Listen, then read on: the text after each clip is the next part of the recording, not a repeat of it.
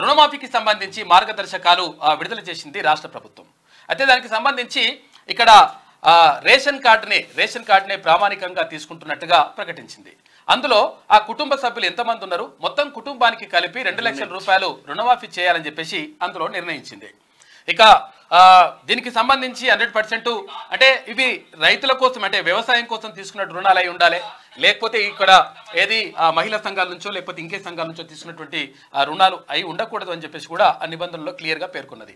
మొత్తం మీద ఆగస్టు 15లోగా రుణమాఫీ చేస్తా, 2 లక్షల లోపు రుణమాఫీ చేస్తా అని చెప్పినటువంటి ముఖ్యమంత్రి రేవంత్ రెడ్డి ఆ దిశగా 100% అడుగులు వేస్తా ఉన్నారు. రాష్ట్ర ప్రభుత్వం దానిపైన క్లియర్గా చిత్తశుద్ధితో ముందుకెళ్తున్నటువంటి పరిస్థితి మాత్రం స్పష్టంగా కనిపిస్తూ ఉంది. ఇక మరోవైపు ఇక్కడ బీసీల రిజర్వేషన్లకు సంబంధించి స్థానిక సంస్థల్లో బీసీలకు రిజర్వేషన్లు పెంచాల్సినటువంటి అవసరం ఉంది అని చెప్పేసి రాష్ట్ర ప్రభుత్వం భావిస్తూ ఉంది. కారణం ఏంటంటే గతంలో కేసీఆర్ ప్రభుత్వం ఉన్నప్పుడు ఇక్కడ స్థానిక సంస్థల్లో ఉన్నటువంటి బీసీల రిజర్వేషన్లు తగ్గించి మరీ అన్యాయం చేసింది. ఈ అన్యాయానికి గురైనటువంటి బీసీ సమాజానికి ముఖ్యమంత్రి రేవంత్ రెడ్డి తర్వాత ఇప్పుడు తెలంగాణ ప్రభుత్వం మంచి చేయాలనేటువంటి ఆలోచనతో ఉన్నట్టుగా తెలుస్తూ ఉంది. అందులో భాగంగా బీసీల కులగణన చేయాలా లేకపోతే వాళ్ళకు రిజర్వేషన్ ఎట్లా పెంచాలి, దానిపైన ఏం చేద్దామనే దానిపైన సమీక్షా సమావేశాలు నిర్వహించాలని చెప్పేసి వాళ్ళు భావిస్తూ ఉన్నారు. దానికి సంబంధించి ప్రణాళికబద్ధంగా ఒక ప్రణాళికలు రూపొందించండి. ఆ తర్వాత బీసీలకు సంబంధించి ఎట్లా వాళ్ళకు పెంచుదాం, తర్వాత ఎట్లా వాళ్ళకు జనాభా ఎక్కువ ఉన్నది కాబట్టి వాళ్ళని ప్రభుత్వానికి దగ్గర చేసుకునేటువంటి ప్రయత్నం చేయాలి, కులగణన చేస్తా అని చెప్పేసి గతంలో ఎన్నికల ప్రచారంలో చెప్పినటువంటి అక్కడ రాహుల్ గాంధీ చెప్పిన మాటలు చెప్పిన తర్వాత 100% ఆ హామీని కూడా నిలబెట్టుకునేటువంటి ప్రయత్నం చేస్తూ ఉంది రాష్ట్ర ప్రభుత్వం. దీని ద్వారా బీసీలకు అంటే రిజర్వేషన్లు పెరిగేటువంటి అవకాశం ఉంటుంది. తర్వాత అంటే పెరిగేటువంటి అవకాశం అంటే గతంలో ఉన్నటువంటి రిజర్వేషన్లు తగ్గించిండు ఒక దుర్మార్గుడు గతంలో, అంటే అప్పుడు ఏది బీఆర్ఎస్ ప్రభుత్వం తగ్గించడం ద్వారా చాలా మంది బీసీలకు అన్యాయం జరిగింది. ఈ అన్యాయం జరగకుండా ఉండాలి, తర్వాత కులగణన చేపట్టాలన్నా లేకపోతే ఎట్లా తొందరగా స్థానిక సంస్థల ఎన్నికలు నిర్వహించాలి, దానికి కోసం ఏం చేస్తే బాగుంటుంది అని చెప్పేసి అధికారులతోటి సమీక్షా సమావేశాలు కూడా నిర్వహిస్తూ ఉన్నారు. అయితే ఇదొక వైపు నడుస్తూ ఉంటే ఇక మరోవైపు కాళేశ్వరం ప్రాజెక్టుకి సంబంధించి కాళేశ్వరం ప్రాజెక్టులో జరిగినటువంటి అవకతవకలేంది, తర్వాత మీ పాత్ర ఏందని చెప్పేసి అక్కడ ఐఏఎస్ అధికారులని తర్వాత చాలా మంది నిపుణులు కూడా నిన్న అడగడం జరిగింది.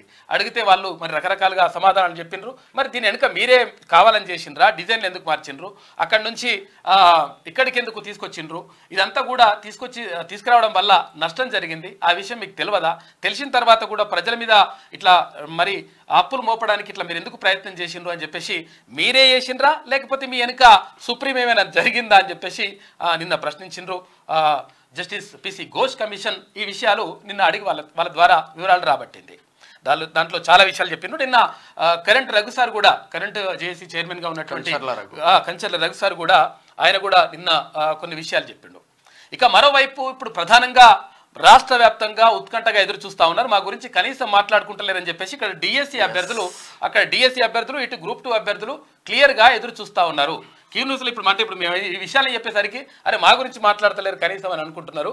100% దయచేసి మీకు చేతులు జోడించి చెప్తా ఉన్నాము రాష్ట్ర ప్రభుత్వానికి, దయచేసి ఈ గ్రూప్ 2 అభ్యర్థులకు సంబంధించి కానీ తర్వాత డిఎస్సి అభ్యర్థులకు సంబంధించి కానీ వాళ్ళ న్యాయమైనటువంటి డిమాండ్ అది, పాపం చచ్చిపోతా ఉన్నారు, తర్వాత మొత్తం కూడా నరాలు తిరిగే ఉత్కంఠ ఉన్నది వాళ్ళ దగ్గర, ఏం చేయాలనో అర్థమైతలేదు. ఇప్పుడు 18వ తారీఖు నాడు పరీక్షలు అంటే హాల్ టికెట్ డౌన్లోడ్ చేసుకుంటారు, హాల్ టికెట్ డౌన్లోడ్ చేసుకున్నా కూడా ఒరిగేది ఏం లేదు, పోస్ట్ పోన్ చేయండి. హాల్ టికెట్లు డౌన్లోడ్ చేసుకున్నారు కాబట్టి వాళ్ళు పరీక్ష రాయడానికి సిద్ధంగా ఉన్నారు అనేటువంటి కొన్ని మాటలు చెప్తా ఉన్నారు. ఇది కరెక్ట్ కాదు. ఎందుకనంటే అసలు యాక్చువల్ గా పరీక్ష పెడతారని చెప్పేసి చెప్తే హాల్ టికెట్ డౌన్లోడ్ చేసుకుంటారు.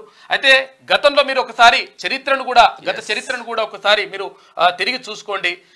వైఎస్ రాజశేఖర రెడ్డి గారు ముఖ్యమంత్రిగా ఉన్నప్పుడు అప్పుడు 50,000 పోస్టులతోటి ఇక్కడ ఉపాధ్యాయ పోస్టుల నియామకానికి కోసం నోటిఫికేషన్ జారీ చేసిన తర్వాత దగ్గరికి వచ్చిన తర్వాత ఒక 2 రోజులు ఉండగా మళ్ళీ ఆ నోటిఫికేషన్ని అంటే వాయిదా వేస్తూ నిర్ణయం తీసుకున్నారు. అంటే మనము పోస్ట్ పోన్ చేయడం పెద్ద విషయం కాదు, దానివల్ల ఎలాంటి న్యాయపరమైనటువంటి సమస్యలు రావు. తర్వాత ఇంకేందంటే నిరుద్యోగులే కోరుకుంటున్నప్పుడు చేస్తే బాగుంటుంది, దయచేసి మంత్రులందరూ కూడా ఆలోచించండి, దయచేసి ఎమ్మెల్యేలారా మీరు చెప్పండి. తర్వాత ముఖ్యమంత్రి గారు నిజంగా కూడా నిరుద్యోగుల పట్ల సానుకూలమైనటువంటి దృక్పథంతో ఉండే వ్యక్తి, ఆయన నిజంగా నిరుద్యోగుల బాధలు తెలిసినటువంటి వ్యక్తి, ఎందుకంటే పాలమూరు బిడ్డ ఆయన కాబట్టి ఆయనకు అన్ని బాధలు తెలుసు. 100% ఆయన కూడా సానుకూలంగా స్పందించి ఇటు సీతక్క కానీ అటు భట్టి విక్రమార్క గారు కానీ తర్వాత ఇక్కడ దుద్దిల శ్రీధరబాబు గారు కానీ తర్వాత కోమటిరెడ్డి వెంకటరెడ్డి గారు కానీ మంత్రులందరూ కూడా అంటే పొన్నం ప్రభాకర్ గారు కానీ ఇక్కడ మంత్రులందరూ కూడా దీనిపైన ప్రధానంగా చర్చించండి దయచేసి, ఎందుకనంటే ఒక్క ప్రాణం పోయినా కానీ మనం తీసుకురాలేము, ఎందుకంటే చాలా ఆవేదనతో ఉన్నారు, చాలా కష్టాల్లో ఉన్నారు, చాలా బాధతో ఉన్నారు, గుండె నిండా బరువెక్కినటువంటి బాధతోటి కొన్ని వేల ఫోన్లు వస్తున్నాయి, ఆ ఫోన్లు లిఫ్ట్ చేయలేక చచ్చిపోతున్నాం. ఒకవేళ వాళ్ళని కొంచెం సీరియస్ అయితే వాళ్ళు బాధపడుతున్నారు, అన్నా మేము ఇంకా చివరి పరిస్థితుల్లో ఉన్నామన్నా, మేము ఏం చేయాలని అర్థమైతలేని చెప్తా ఉన్నారు. దయచేసి అర్థం చేసుకోండి, ఇది ఎవరి కోసమో ఎవరికో లబ్ధి ఏం పొందదు. 100% మీరు చేసినటువంటి ఏదైతే మంచి పని ఉన్నదో ఆ మంచి పని వాళ్లకు ఎవరికి నిరుద్యోగులకు మీరు అందించాలనుకున్నటువంటి ఫలాలు అందాలంటే 100% మీరు పోస్ట్ పోన్ చేయాల్సినటువంటి అవసరం 100% తక్షణమే ఉన్నది. కాబట్టి 1000% ప్రభుత్వం దీనిపైన 100% నిర్ణయం తీసుకోవాలి. ఇవాళ ముఖ్యమంత్రి గారి మీటింగ్ ఉందని తెలిసింది, తర్వాత ఇక్కడ ఐఏఎస్ అధికారులతో ఐపీఎస్ అధికారులతో ఉందని తెలిసింది. 100% అందులో ఇక్కడ ఐఏఎస్ అధికారులు ఎవరంటే ఇప్పుడు విద్యాశాఖ నుంచి కూడా ఉంటారు, తర్వాత ఇక్కడ ఏది టీజీపీఎస్సీ సెక్రటరీ కూడా ఉండే అవకాశం ఉంటుంది. కాబట్టి దయచేసి గ్రూప్ 2కు సంబంధించి కానీ తర్వాత ఇక్కడ ప్రధానంగా ఇప్పుడు డిఎస్సి అభ్యర్థులు మొత్తం కూడా మెంటల్ టెన్షన్ తోటి మొత్తం పిచ్చి అయిపోతున్నారు. కాబట్టి 100% డిఎస్సి అభ్యర్థులకు కానీ తర్వాత గ్రూప్ 2 అభ్యర్థులకు కానీ, అంటే గ్రూప్ 2 గ్రూప్ 3 ఒకసారి నిర్వహించండి, ప్రాబ్లం ఏం లేదు, ఎందుకంటే అవి సేమ్ సబ్జెక్ట్ ఉంటుంది, ఒకటే సబ్జెక్ట్ ఉంటుంది. కానీ ఇక్కడ గ్రూప్ 2 వేరు, తర్వాత ఇక్కడ ఏది డిఎస్సి వేరు. కాబట్టి ఈ రెండు చదువుకోవాలంటే మేము ఏం చేయాలో అర్థమైతలేదని చెప్పేసి వాళ్ళు తీవ్రమైనటువంటి ఆవేదనతో ఉన్నారు. మరీ ఎందుకు చెప్తా ఉన్నామంటే తీవ్రమైనటువంటి ఆవేదనతో ఉన్నారు. మీ ప్రభుత్వానికి చెడ్డ పేరు వచ్చేటువంటి అవకాశం ఉంటుంది. ఏమాత్రం ఒక ప్రాణం కూడా ఒకవేళ కోల్పోయినా కానీ రాష్ట్ర ప్రభుత్వానికి చెడ్డ పేరు వస్తుంది. దయచేసి ఆలోచించండి, ఎందుకంటే దీన్ని అడ్వాంటేజ్గా తీసుకోవాలని చెప్పేసి బీఆర్ఎస్ భావిస్తూ ఉంది. కాబట్టి మీరు నిర్ణయం తీసుకోండి. దయచేసి ఇంతగా ఎందుకు చెప్తా ఉన్నామంటే ఆవేదనతో చెప్తా ఉన్నాం, బాధతో చెప్తా ఉన్నాం, ఎందుకంటే గ్రౌండ్ లెవెల్కి వెళ్ళి వాళ్ళ దగ్గరికి కలిసి వాళ్ళతో మాట్లాడినాం కాబట్టి చెప్తా ఉన్నాం. దయచేసి ప్రభుత్వం దీనిపైన ఇవాళ సానుకూలమైనటువంటి నిర్ణయం తీసుకోవాలి. 100% అక్కడ డిఎస్సి కానీ డిఎస్సి అభ్యర్థులకు కానీ ఇటు గ్రూప్ 2 అభ్యర్థులకు కానీ ఊరటనిచ్చేటువంటి ప్రకటన చేయాలి. దీనివల్ల రాష్ట్ర ప్రభుత్వానికి వచ్చినటువంటి నష్టం లేదు, లాభమే జరుగుతుంది. తర్వాత ఇంకొక విషయం చెప్తా, అసలు యాక్చువల్గా ఎందుకు పోస్ట్ పోన్ చేయాలి, అట్లయితే 15 నుంచి ఏం చేసినరా పీకుతున్నారా, ఇట్లా కూడా ఒక్కొక్క డైలాగ్ కొట్టినరు. అయితే నేను ఏం చెప్తున్నా అంటే ఎప్పుడైతే నార్మల్గా నోటిఫికేషన్ వచ్చిన తర్వాతనే ఏ ఉద్యోగానికైనా ప్రిపేర్ అయ్యే వాళ్ళకు కొంచెం ఇంట్రెస్ట్ అనేది వస్తుంది, సీరియస్నెస్ వస్తుంది. విషయం చెప్తా పాటు అసలు యాక్చువల్గా ఏం జరిగిందంటే గతంలో ఉన్నటువంటి దుర్మార్గమైనటువంటి ప్రభుత్వం ఏం చేసిందంటే 5089 పోస్టులు డిఎస్సి అని చెప్పేసి ఒకటి ప్రకటించింది. అంటే ఉపాధ్యాయ పోస్టులు 5089 వేసింది. దీంతో అక్కడ ఉన్నటువంటి నిరుద్యోగులందరూ కూడా అరే మేము నష్టపోతున్నారా నాయన, మెగా డిఎస్సి వేయండి, కొంచెం పోస్టులు పెంచండి అని చెప్పేసి రోడ్ల మీదకి వచ్చిండ్రు, రకరకాలుగా ధర్నాలు అవన్నీ చేసినా కానీ గత ప్రభుత్వం పట్టించుకోలేదు, కేసీఆర్ దాని గురించి పట్టించుకోలేదు. 5089 పోస్టులు వేస్తే ఇక అందులో ఏమైందంటే అసలు యాక్చువల్గా 5089 పోస్టులు వేస్తే ఏమైంది, ఇప్పుడెందుకు 11,000 పోస్టులు వేస్తే ఏమైందని అనుకుంటే ఇక్కడ 5089 పోస్టులు ఉన్నప్పుడు అక్కడ స్కూల్ అసిస్టెంట్ పోస్టులు ఉంటాయి కదా, హై స్కూల్లో టీచర్ పోస్టులు ఉంటాయి కదా, స్కూల్ అసిస్టెంట్ పోస్టులకు సంబంధించి ఆ 5089 పోస్టుల్లో పోస్టులు లేవు. దీంతో చాలా జిల్లాలో చాలా సబ్జెక్టులకు సంబంధించి 0% అక్కడ ఖాళీలు చూపించినాయి, అసలు ఖాళీలే లేవు, తర్వాత రిక్రూట్మెంటే లేదు. దాంతో అసలు యాక్చువల్గా ఏమైందంటే ఈ ఎవరైతే స్కూల్ అసిస్టెంట్కు ప్రిపేర్ అవుతున్నటువంటి బీఎడ్ అభ్యర్థులు ఉంటారో వాళ్ళకు డిఎడ్ పాపం ఇది కూడా లేదు, ఏది ఎస్జిటి అవకాశం కూడా లేదు.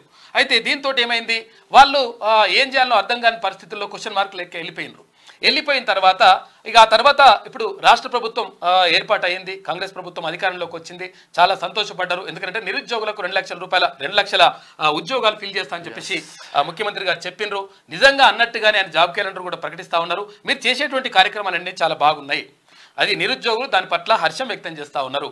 కాకపోతే ఏంటంటే ఇప్పుడు ఏమైంది, అక్కడ తర్వాత ఏమైందంటే ఈ 5089 పోస్టుల నుంచి 11,064 పోస్టుల 11,000 చిల్లర పోస్టులు పెంచిన తర్వాత ఏమైందంటే ఆయా జిల్లాల్లో అక్కడ ఏది స్కూల్ అసిస్టెంట్ పోస్టులు ఏవైతే ఉంటాయో అక్కడ ఒక దగ్గర 3, ఒక దగ్గర 4, ఒక దగ్గర 2 ఇట్లా పోస్టులు వచ్చినాయి. అయితే దాంతో అప్పటి వరకు ఆ స్కూల్ అసిస్టెంట్గా ప్రిపేర్ కావాలని అనుకోనటువంటి ఎవరైతే డిఎస్సి అభ్యర్థులు ఉంటారో ఆ తర్వాత ప్రిపేర్ కావాలని చెప్పేసి నిర్ణయం తీసుకున్నారు. ఎప్పుడు వచ్చింది ఈ నోటిఫికేషన్ అంటే మార్చిలో వచ్చింది. మార్చిలో నోటిఫికేషన్ వచ్చిన తర్వాత ఏమైంది, ఎంపీ ఎలక్షన్స్ వచ్చినాయి. ఈ ఎంపీ ఎలక్షన్స్ వచ్చిన తర్వాత ఎంపీ ఎలక్షన్స్ దాకా కొంత టైం పోయింది. ఆ తర్వాత ఏమైంది, టెట్ నోటిఫికేషన్ వేసిండ్రు. ఈ టెట్ నోటిఫికేషన్ వేసిన తర్వాత ఏమైంది, టెట్కు ప్రిపేర్ అవ్వకుంటూ వచ్చిండ్రు. టెట్కు ప్రిపేర్ అయ్యుకుంటూ వచ్చిన తర్వాత అది మొన్న ఎగ్జామ్ అయిపోయింది రిజల్ట్ కూడా ఇచ్చిండ్రు. అయితే టెట్కి తర్వాత డిఎస్సికి మధ్య కేవలం 35 రోజులు మాత్రమే టైం ఉన్నది. దీంతో ఏమైతుందంటే అసలు యాక్చువల్గా టెట్ సిలబస్ వేరు, తర్వాత ఇక్కడ డిఎస్సికి సంబంధించినటువంటి సిలబస్ వేరు. కాబట్టి ఈ 35 రోజుల టైంలో ఒక 7-8 పుస్తకాలు పెద్ద పెద్ద పుస్తకాలు చదవాలంటే అంత ఈజీ కాదు. చదవడమే కాదు, అవన్నీ కూడా ప్రతి పాయింట్ కూడా గుర్తు పెట్టుకోవాల్సినటువంటి అవసరం ఉంటుంది. ఇది లక్షలాది మంది రాస్తున్నటువంటి ఈ కాంపిటీషన్లో వాళ్ళు ఉద్యోగం కొట్టాలంటే చాలా సీరియస్గా ప్రతి విషయాన్ని కూడా, ప్రతి అంశాన్ని, ఇక్కడ కరెంట్ అఫైర్స్ కానీ, తర్వాత ఇక్కడ జనరల్ ఇంగ్లీష్ కానీ, తర్వాత ఇక్కడ సబ్జెక్ట్ కానీ, ఇక్కడ అది మెథడాలజీ కానీ, తర్వాత ఇవన్నీ కూడా చదువుకోవాల్సి ఉంటుంది వాళ్ళు. తర్వాత ఇక్కడ సైకాలజీ చదువుకోవాల్సి ఉంటుంది, ఇవన్నీ కూడా టీచింగ్ యాప్టిట్యూడ్ చదువుకోవాల్సి ఉంటుంది. వీటన్నిటినీ చదువుకోవాలంటే ఇక్కడ ఎడ్జిటీలు కానీ, తర్వాత ఇక్కడ స్కూల్ అసిస్టెంట్లు కానీ ఇట్లా చదువుకోవాల్సి ఉంటుంది. ఈ చదువుకోవాల్సినటువంటి టైం వాళ్ళకు లేకపోవడం వల్ల ఇక్కడ డిఎస్సి తర్వాత టెట్ సిలబస్ వేరు కావడం వల్ల వాళ్ళు చదవలేకపోయినరు. కాబట్టి మేము ఆవేదన చెందుతా ఉన్నాం, నరాలన్నీ కూడా తెగిపోతా ఉన్నాయి, ఏం చేయాలో అర్థమైతలేదు. కాబట్టి 100% వాయిదా వేయాలని చెప్పేసి వాళ్ళు కోరుతా ఉన్నారు. అక్కడ డిఎస్సికి సంబంధించి కానీ, తర్వాత గ్రూప్ 2కి సంబంధించి కూడా కొంతవరకు సానుకూల నిర్ణయం వచ్చినట్టుగా తెలుస్తా ఉంది, నిర్ణయం అంటే తీసుకుంటున్నట్టుగా. కాబట్టి ఇక్కడ డిఎస్సిని కానీ, తర్వాత ఇక్కడ గ్రూప్ 2ని కానీ, అరే మళ్ళీ ఒక డౌట్ రావచ్చు, మరి ఎట్లా ఇప్పుడు అది అయింది, అది డిఎస్సిని వాయిదా వేస్తే మళ్ళీ గ్రూప్ 2 కూడా వాయిదా వేస్తే రెండోసారి మళ్ళీ క్లాష్ అవుతాయి కదా, మళ్ళీ కూడా ఇబ్బంది అవుతుంది అంటే అట్లేం అవసరం లేదు. డిఎస్సిని ఇక్కడ నుంచి సెప్టెంబర్ వరకు, అక్టోబర్ వరకు అట్లా పోస్ట్ పోన్ చేయండి. ఆ తర్వాత డిసెంబర్లో గ్రూప్ 2ని పెట్టండి. పెట్టేస్తే దానికి దీనికి మళ్ళీ గ్యాప్ వస్తుంది. కాబట్టి ఎవరు కూడా నిరుద్యోగులు అంటే మెజారిటీ పీపుల్ ఎవరైతే ఉన్నారో వాళ్ళని, నిరుద్యోగులని దృష్టిలో పెట్టుకొని మీరు ఆలోచించండి. మెజారిటీ అని కాదు, మ్యాక్సిమం మేము పోయిన వాళ్ళందరూ కూడా 99 మంది ఈ వాయిదాను కోరుకుంటా ఉన్నారు. దయచేసి ప్రభుత్వం దీనిపైన సానుకూల నిర్ణయం తీసుకోవాలి. మీరు మంచి చేద్దామని అనుకుంటున్నారు, అయితే మరి ఎవరు మిస్గైడ్ చేస్తున్నారో అర్థమైతలేదు. కానీ 100% వాళ్లకు అంటే సానుకూలమైనటువంటి నిర్ణయం తీసుకోండి. ఇవాళ సాయంత్రంలోగా ఇది డిఎస్సికి సంబంధించి కానీ, తర్వాత గ్రూప్ 2కి సంబంధించి కానీ వాయిదాకి సంబంధించి నిర్ణయం తీసుకోవాలని చెప్పేసి మంత్రులను, తర్వాత అక్కడ ముఖ్యమంత్రి గారిని ప్రధానంగా విజ్ఞప్తి చేస్తూ ఉన్నాం. ఎందుకంటే క్యూనూస్ తరఫున కూడా, ఎందుకంటే వాళ్ళు అడుగుతా ఉన్నారు, అన్న మేము కాంగ్రెస్ పార్టీ కోటేయమంటే వేసినాం, తర్వాత మేము పుస్తకాలు వదిలిపెట్టి ఊర్లలో పోమంటే పోయినామన్నా, కాకపోతే ఏంటంటే మాకు ఇట్లా అన్యాయం జరుగుతుంది అంటే, అన్యాయం జరుగుతుందంటే వీళ్ళ గొంతమ్మ కోరికలు ఏం కోరతలేరు, వాళ్ళు జస్ట్ వాయిదా ఏమంటున్నారు. దీనివల్ల న్యాయపరమైనటువంటి చిక్కులు కూడా ఏం రావు, రాష్ట్ర ప్రభుత్వానికి మంచి పేరు వస్తుంది. కాబట్టి దయచేసి ఆలోచించండి. ఇక మరోవైపు ఇంకోటి ఏంటంటే, నిన్న చిక్కడపల్లి లైబ్రరీలో మొత్తం కూడా అది పోలీసులు లాఠీ చార్జ్ చేసిండ్రు. తర్వాత ఇక్కడ అంతా కూడా జరిగింది.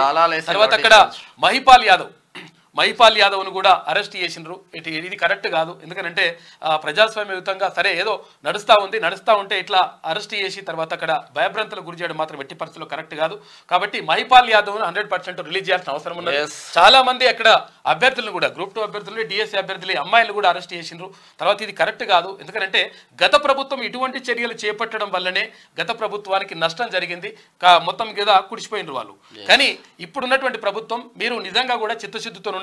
ఆ చిత్తశుద్ధిని నిరూపించుకోండి. దయచేసి అక్కడ నిరుద్యోగుల పట్ల సానుకూలమైనటువంటి నిర్ణయాలు తీసుకొని ఇటువంటి చర్యలకు చేపట్టకండి. ఎందుకంటే ప్రభుత్వానికి మంచి పేరు రావాలని చెప్పేసి మేము కూడా కోరుకుంటా ఉన్నాం. ఎందుకంటే గతంలో మొత్తం కూడా నష్టపోయినాం కాబట్టి చెప్తా ఉన్నాం. కాబట్టి దయచేసి దీనిపైన ఆలోచించాలి. ఎందుకంటే ఇంతసేపు ఎందుకు మాట్లాడుతున్నాడు ఏం కథ అంటే, ఎందుకంటే ఒక్క ప్రాణం పోయినా కానీ మనం తీసుకురాలేమన్నా. కాబట్టి దయచేసి ఆలోచించండి. మీరు మరీ ఒకసారి కావాలంటే మళ్ళీ ఇంటెలిజెన్స్ రిపోర్ట్ని తెప్పించుకోండి. సార్ ఒకసారి శివప్రసాద్ రెడ్డి సార్ కొంచెం మీరు దయచేసి ఒక్కసారి మీరు వెళ్ళి చెప్పండి, కింద జరుగుతున్నటువంటి ఏదైతే గ్రౌండ్ లెవెల్లో ఉన్నటువంటి పరిస్థితిని దయచేసి వివరించి ఆ గ్రూప్ 2 అభ్యర్థులకు సంబంధించి కానీ, తర్వాత డిఎస్సి ప్రధానంగా అభ్యర్థులకు సంబంధించి కానీ నిర్ణయం తీసుకోవాలని చెప్పేసి మనస్ఫూర్తిగా కోరుతా ఉన్నాం. దయచేసి నిర్ణయం తీసుకుంటారని చెప్పేసి చేతులు జోడించి నమస్కరిస్తున్నాం. ఇది ఇట్లా ఉంటే నిన్న సీఎం రేవంత్ రెడ్డి అధ్యక్షతన మంత్రుల మీటింగ్ జరిగింది. దాంట్లో ఎమ్మెల్సీ తీన్మార్ మల్లన్న కూడా పాల్గొన్నాడు. తీన్మార్ మల్లన్న కూడా పదే చెప్తా ఉన్నారు, కోదండరామ్ సార్ కూడా పదే చెప్తా ఉన్నారు, డిఎస్సి ఒకటి వాయిదా వేయండి, విద్యార్థుల కోసం మీరు వాయిదా వేయండి, చేసే మంచి పని చేస్తా ఉన్నారు కానీ వాళ్ళని ఇబ్బంది పెడతా ఉన్నారని నిన్న సీఎం తో కూడా మాట్లాడినట్టు తెలుస్తా ఉంది. అన్న కూడా మీకు తీన్మార్ మల్లన్న క్లియర్ గా ఉన్నాడు. తీన్మార్ మల్లన్నకి అటువంటిది ఏం లేదు. ఎందుకంటే తీన్మార్ మల్లన్న కాదు, ప్రభుత్వం కూడా క్లియర్గా ఉంది, కానీ మిస్లీడ్ చేస్తున్నారు ఎవరు, అది అర్థమైతే లేదు. కాకపోతే తీన్మార్ మల్లన్న ఎప్పుడు కూడా నిరుద్యోగుల పక్షాన్నే ఉంటాడు. విద్యార్థుల పక్షాన్నే ఉంటాడు, బాధితుల పక్షాన్నే ఉంటాడు. ఇది 100% కరెక్ట్. కాబట్టి దయచేసి అర్థం చేసుకోండి. లెటర్ ఇస్తే ఏమైందంటే ఒక ఎమ్మెల్సీ లెటర్ ఇచ్చిందంటే ప్రభుత్వంలో ఉండి ప్రభుత్వానికి లెటర్ ఇస్తే అది ఎంత ఇంపాక్ట్ పడుతుందో ప్రభుత్వానికి తెలుసు తప్ప మీకు 100% చిత్తశుద్ధితో ఉన్నారు. ప్రభుత్వం కూడా అట్లనే ఉన్నది. మరి ఏదో కొంచెం రిపోర్ట్ ఏదో ప్రాబ్లం ఉన్నట్టుంది, ఒకడో మిస్లీడ్ చేసిండ్రు. కాబట్టి దాన్ని జాగ్రత్తగా ప్రభుత్వం ఆలోచించి సానుకూలమైనటువంటి నిర్ణయం తీసుకోవాలని చెప్పేసి విజ్ఞప్తి చేస్తున్నాం. సరే, వార్తలలోకి వెళ్దాం. ఒకసారి వెలుగు దినపత్రిక చూద్దాం. జర్ర అయితే పానం పోతుండే, అదృష్టం కొద్ది బయటపడ్డా ట్రంప్. నాపై దేవుడి దయ లేకపోయి ఉంటే నేను ఈ టైంలో ఇక్కడ ఉండేవాడిని కాదు. దుండగుడి జరిపిన కాల్పుల్లోనే చనిపోయేవాడిని. ఆ టైంలో నేను చనిపోయానని అనుకున్నా, కానీ చివరికి ప్రాణాలతో బయటపడ్డా. నాపై హత్యాయత్నం జరిగిందంటే నేను నమ్మలేకపోతున్నా. ఆ సమయంలో షాక్కు గురయ్యా. మళ్ళీ కొన్ని క్షణాల్లోనే తేరుకున్నా. స్పీచ్ ఇస్తున్నప్పుడు కరెక్ట్ టైంలో నా తల కొద్దిగా తిప్పాను. అప్పుడే బుల్లెట్ నా చెవికి తాకుతూ వెళ్ళిపోయింది. తల తిప్పకపోయి ఉంటే నా ప్రాణాలు పోయేవి. ఒక్క క్షణం లేట్ అయి ఉన్నా బుల్లెట్ నేరుగా నా తలలోకి దూసుకుపోయి చనిపోయేవాడిని అంటూ అమెరికా మాజీ అధ్యక్షుడు డొనాల్డ్ ట్రంప్ రిపబ్లిక్ పార్టీ అభ్యర్థి జర్ర అయితే పోతుండే. ఎందుకంటే యాక్చువల్గా అదృష్టం ఏంటంటే ఆయనకు పెద్ద అదృష్టం అన్నాడు అంతే. ఎందుకంటే ఏంటంటే స్పీచ్ ఇచ్చుకుంటా అసలు యాక్చువల్లీ ఇక్కడ కొట్టాలనుకున్నారు వాళ్ళు. స్పీచ్ ఇచ్చుకుంటే జర్ర ఇట్లా అన్నాడు. ఇట్లా అనగానే ఇక్కడ చెవిపోయింది. జస్ట్ అది ఒకవేళ ఇట్లా కొంచెం తలకాయ మళ్ళకపోతే తలకాయనే మొత్తం కూడా చనిపోతుండే. అది దేవుడి దయ వల్ల బతికినా అని చెప్పేసి ట్రంప్ చెప్తా ఉన్నాడు. ఫ్యామిలీ యూనిట్ గా రుణమాఫీ, కుటుంబానికి 2 లక్షల లిమిట్, అర్హుల గుర్తింపునకు రేషన్ కార్డు ప్రమాణికం. రుణమాఫీ గైడ్ లైన్స్ విడుదల చేసిన సర్కార్ 2018 డిసెంబర్ 12 నుంచి 2023 డిసెంబర్ 9 మధ్య తీసుకున్న లోన్లు మాఫీ. లోన్ మొత్తం 2 లక్షలు దాటితే బ్యాలెన్స్ అమౌంట్ ముందుగా చెల్లించాలి. మాఫీ కోసం ప్రత్యేక వెబ్ పోర్టల్, నగదు నేరుగా లబ్ధిదారుల రుణ ఖాతాలోని కండిషన్స్ అప్లై అన్నట్టు చేస్తా ఉంది. మరి వాస్తవంగా ఈయన 10 సంవత్సరాలలో ఒక్క రేషన్ కార్డు ఇవ్వకపోయా. ఇప్పుడు రేషన్ కార్డు ఉన్న వాళ్ళకి ఇది పెడతా ఉంటే ఇక్కడ కూడా కొన్ని చిక్కులు. అంటే యాక్చువల్గా రేషన్ కార్డు ఉన్న వాళ్ళకంటే పాత రేషన్ కార్డు తర్వాత ఇప్పుడు అన్ని కూడా పరిగణలోకి తీసుకుంటారు. కాకపోతే ఆ రేషన్ కార్డు అంటే రేషన్ కార్డు ఉండాలని రూల్ కాదు. కానీ కాకపోతే అంటే రేషన్ కార్డులో ఉన్న వాళ్ళు ఎంతమంది ఉన్నారు, ఆ ఎంతమంది ఉంటే ఇప్పుడు ఒకటే కుటుంబంలో 4 లబ్ధి పొందిరు అనుకో, 4 2 లక్షల రూపాయలు ఇవ్వాల్సి వస్తుంది కదా. ఆ ఉద్దేశంతో రేషన్ కార్డు అని పెట్టింది. కాబట్టి రేషన్ కార్డుకి సంబంధించి కానీ తర్వాత కొన్ని నియమ నిబంధనలు ఉన్నాయి. దాని ప్రకారం ఏది రుణమాఫీ చేయాలని చెప్పేసి రాష్ట్ర ప్రభుత్వం భావిస్తూ ఉంది. 2 లక్షల లోపు పంట రుణాలు మాఫీకి కుటుంబాన్ని యూనిట్గా తీసుకోవాలని రాష్ట్ర సర్కార్ నిర్ణయించింది. అర్హుల గుర్తింపునకు రేషన్ కార్డును ప్రామాణికంగా తీసుకుంటామని క్లారిటీ ఇచ్చింది.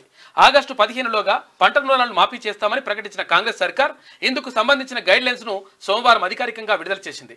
దీని ప్రకారం ఒక కుటుంబానికి గరిష్టంగా 2 లక్షల దాకా క్రాప్ లోన్లు మాఫీ చేస్తారు. అయితే ముందుగా చెప్పినట్లు 2018 డిసెంబర్ 12 నుంచి 2023 డిసెంబర్ 9 మధ్య రైతులు తీసుకున్న స్వల్పకాలిక పంట రుణాలన్నింటినీ పరిగణలోకి తీసుకుంటారు. తాజా మార్గదర్శకాల ప్రకారం రాష్ట్రంలో ఉన్న రైతుల్లో అర్హులను ఎంపిక చేసే ప్రక్రియ త్వరలోనే ప్రారంభిస్తారు. అయితే ముందుగా షెడ్యూల్డ్ వాణిజ్య బ్యాంకులు, తర్వాత ప్రాంతీయ గ్రామీణ బ్యాంకులు, జిల్లా సహకార కేంద్ర బ్యాంకులకు గైడ్ లైన్స్ చేరవేసి ఆ ప్రకారం అర్హుల జాబితాను సేకరిస్తారు. ఇక 2 లక్షలకు మించి క్రాప్ లోన్లు అంటే అసలు వడ్డీతో కలిపి ఉన్న కుటుంబాలు ముందుగా బ్యాంకులకు బ్యాలెన్స్ అమౌంట్ కట్టాలి. ఆ తర్వాత మిగిలిన 2 లక్షల రూపాయలను సర్కార్ చెల్లిస్తుంది. ఇక అగ్రికల్చర్ డైరెక్టర్ సారథ్యంలో ఎన్ఐసి భాగస్వామ్యం. ప్రభుత్వం విడుదల చేసిన గైడ్ లైన్స్ ప్రకారం పంట రుణమాఫీ 2024 పథకాన్ని అగ్రికల్చర్ డిపార్ట్మెంట్ కమిషనర్, డైరెక్టర్ అధికారికంగా అమలు చేస్తారు. హైదరాబాద్ లోని నేషనల్ ఇన్ఫర్మేటిక్స్ సెంటర్ ఈ పథకానికి భాగస్వామిగా ఉంటుంది. అగ్రికల్చర్ డైరెక్టర్ FBI కలిసి ఐటీ పోర్టల్ నిర్వహిస్తారు. ఆ పోర్టల్లో అర్హత పొందిన ప్రతి రైతు కుటుంబానికి సంబంధించిన లోన్ అకౌంట్ డేటా ఉంటుంది. ఐటీ పోర్టల్ ఆర్థిక శాఖ నిర్వహించే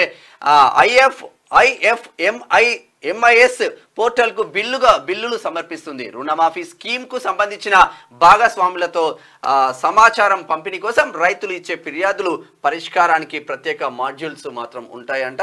అయితే ఇక్కడ ఏమంటుంది అంటే 2 లక్షలకు మించి క్రాప్ లోన్లు అంటే అసలు వడ్డీతో కలిపి ఉన్న కుటుంబాలకు ముందుగా బ్యాంకులకు బ్యాలెన్స్ అమౌంట్ కట్టాలని చెప్పేసి 2 లక్షల పైన అంటే మీకు రుణమాఫీ కావాలనుకుంటే మీరు 2 లక్షల రూపాయలు కాదు, మీరు 3 లక్షలు ఉన్నాయి అనుకోరి, 2,50,000 రూపాయలు ఉన్నాయి అనుకోరి.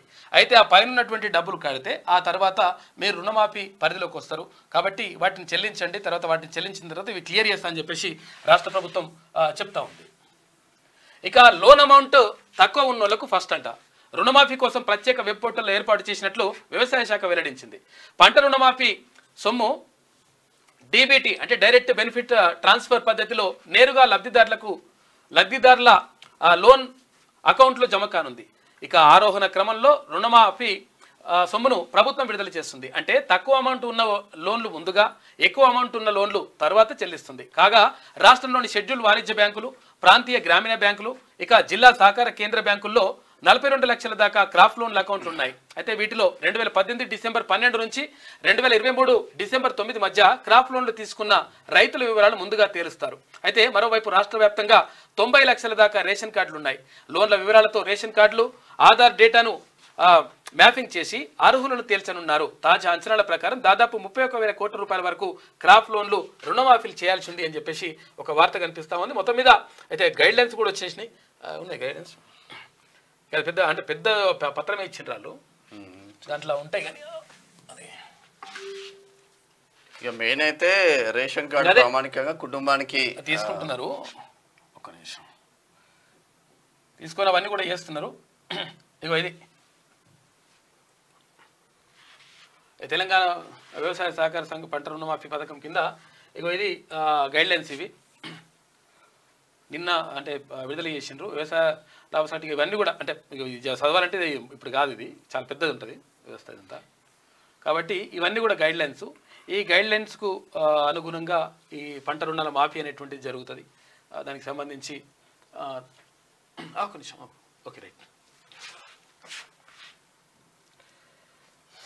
ఇది ఇట్లా ఉంటే కాళేశ్వరం మార్పుల వెనుక ఎవరున్నారు?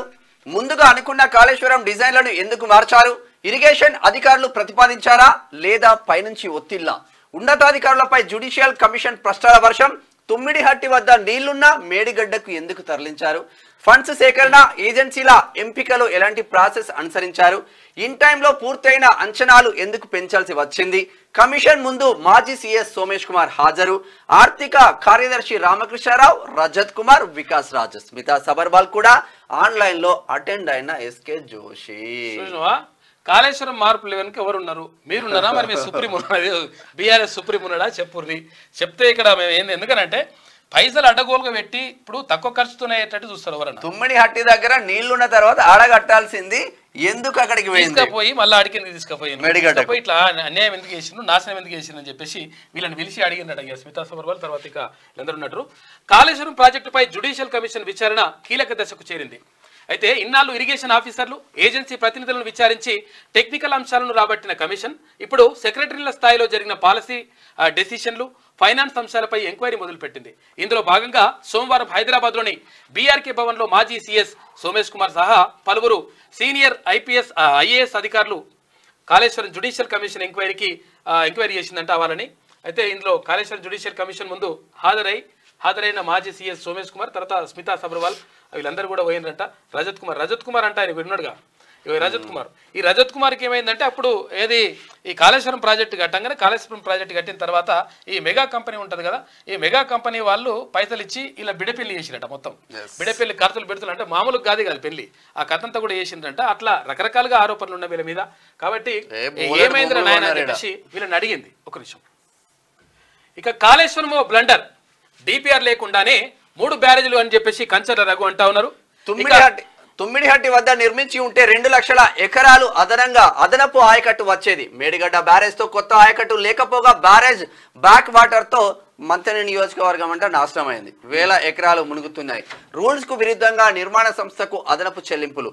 ఫ్లడ్ లెవెల్ కన్నా తక్కువ ఎత్తులో పంప్ హౌస్లు కట్టారు. కమిషన్ ముందు ప్రజెంటేషన్ కంచర్ల రఘు చెప్తున్నారు. Good morning sir. Hello, good morning sir. Good morning sir. అది ఇప్పుడు కాళేశ్వరం బ్లండర్ అని చెప్పేసి అన్నారు. తర్వాత డిపిఆర్ లేకుండానే 3 బ్యారేజీలు ఎట్లా కడతారని చెప్పేసి మీరు అన్నట్టుగా వార్తలు కనిపిస్తున్నాయి. చెప్పండి సార్, ఏం జరిగింది అసలు?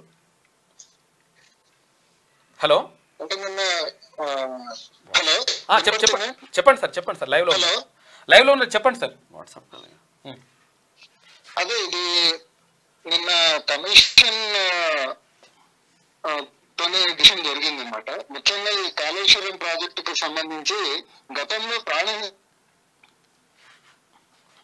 చేవెళ్ళ దగ్గర నుంచి మొత్తం నీళ్లను తీసుకోవాలనేసి అనుకున్నారు. ఇది ప్రాంత నది ఆదిలాబాద్ జిల్లాలో తుమ్మిడిగట్టు అనే ప్రాంతం నుంచి ఈ నీళ్లను ఎల్లంపల్లి దాకా తీసుకురావాలనేది మొదటి ప్రతిపాదన. అయితే 2014 తర్వాత ప్రభుత్వం ఏం చెప్పిందంటే తుమ్మిడిగట్టు దగ్గర నీళ్లు లేవు, తుమ్మిడిగట్టు దగ్గర నుంచి తీసేసి మేడిగడ్డ దగ్గరికి మార్చారనమాట. దీంతో అసలు మొత్తం సమస్య అంతా దాంతోనే మొదలైంది. ఎందుకంటే మేడిగడ్డ దగ్గరికి మార్చేసరికి దాదాపు 25,000 కోట్ల రూపాయలు ఖర్చు పెరిగిపోయింది. రెండోది ఏంటంటే ప్రతి సంవత్సరం కూడా దాదాపు 1,000 కోట్ల రూపాయలు కేవలం మేడిగడ్డ దగ్గర నుంచి వెల్లంపల్లికి లిఫ్ట్ చేయడానికి 1,000 కోట్ల రూపాయల ఖర్చు పెరిగింది ప్రతి సంవత్సరం. ఇది కూడా రికరింగ్ ఎక్స్పెండిచర్. మూడోది ఏంటంటే మొత్తము ముంపు అసలు అదనపు ఆయకట్టు రాకపోగా వెల్లంపల్లి వరకు 1 ఎకరం ఆయకట్టు లేదు అదనంగా. మొత్తం 1000 ఎకరాల భూములు మునిగిపోయినాయి. సో ఎన్ని నష్టాలు జరిగినాయి. అసలు వాళ్ళు చెప్పిన కారణం ఏంటి? తుమ్మిడిగట్టు దగ్గర నీళ్లు లేవు, మేడిగడ్డ దగ్గర నీళ్లు ఉన్నాయని నిన్న కమిషన్ ముందు మొత్తం వివరాలతో సహా అందించడం జరిగింది. ఎందుకంటే మొత్తం నదంతా ఒకటి, తుమ్మిడిగట్టు దగ్గర ప్రాణహిత నది ఉంటది, దాని కిందికి వచ్చిన తర్వాత కూడా ఇదే ప్రాణహిత నీళ్ళే ఉంటాయి. ఈ మధ్యలో యాడ్ అయ్యేది అసలు ఏమీ లేవు, నీళ్లు అదనంగా యాడ్ అయ్యేవి లేవు. మరి తుమ్మిడిగట్టు దగ్గర నీళ్లు మేడిగడ్డ దగ్గర నుంచి ఎట్లొచ్చినాయి అనేసి ఎవరికి కూడా అర్థం కావట్లేదు.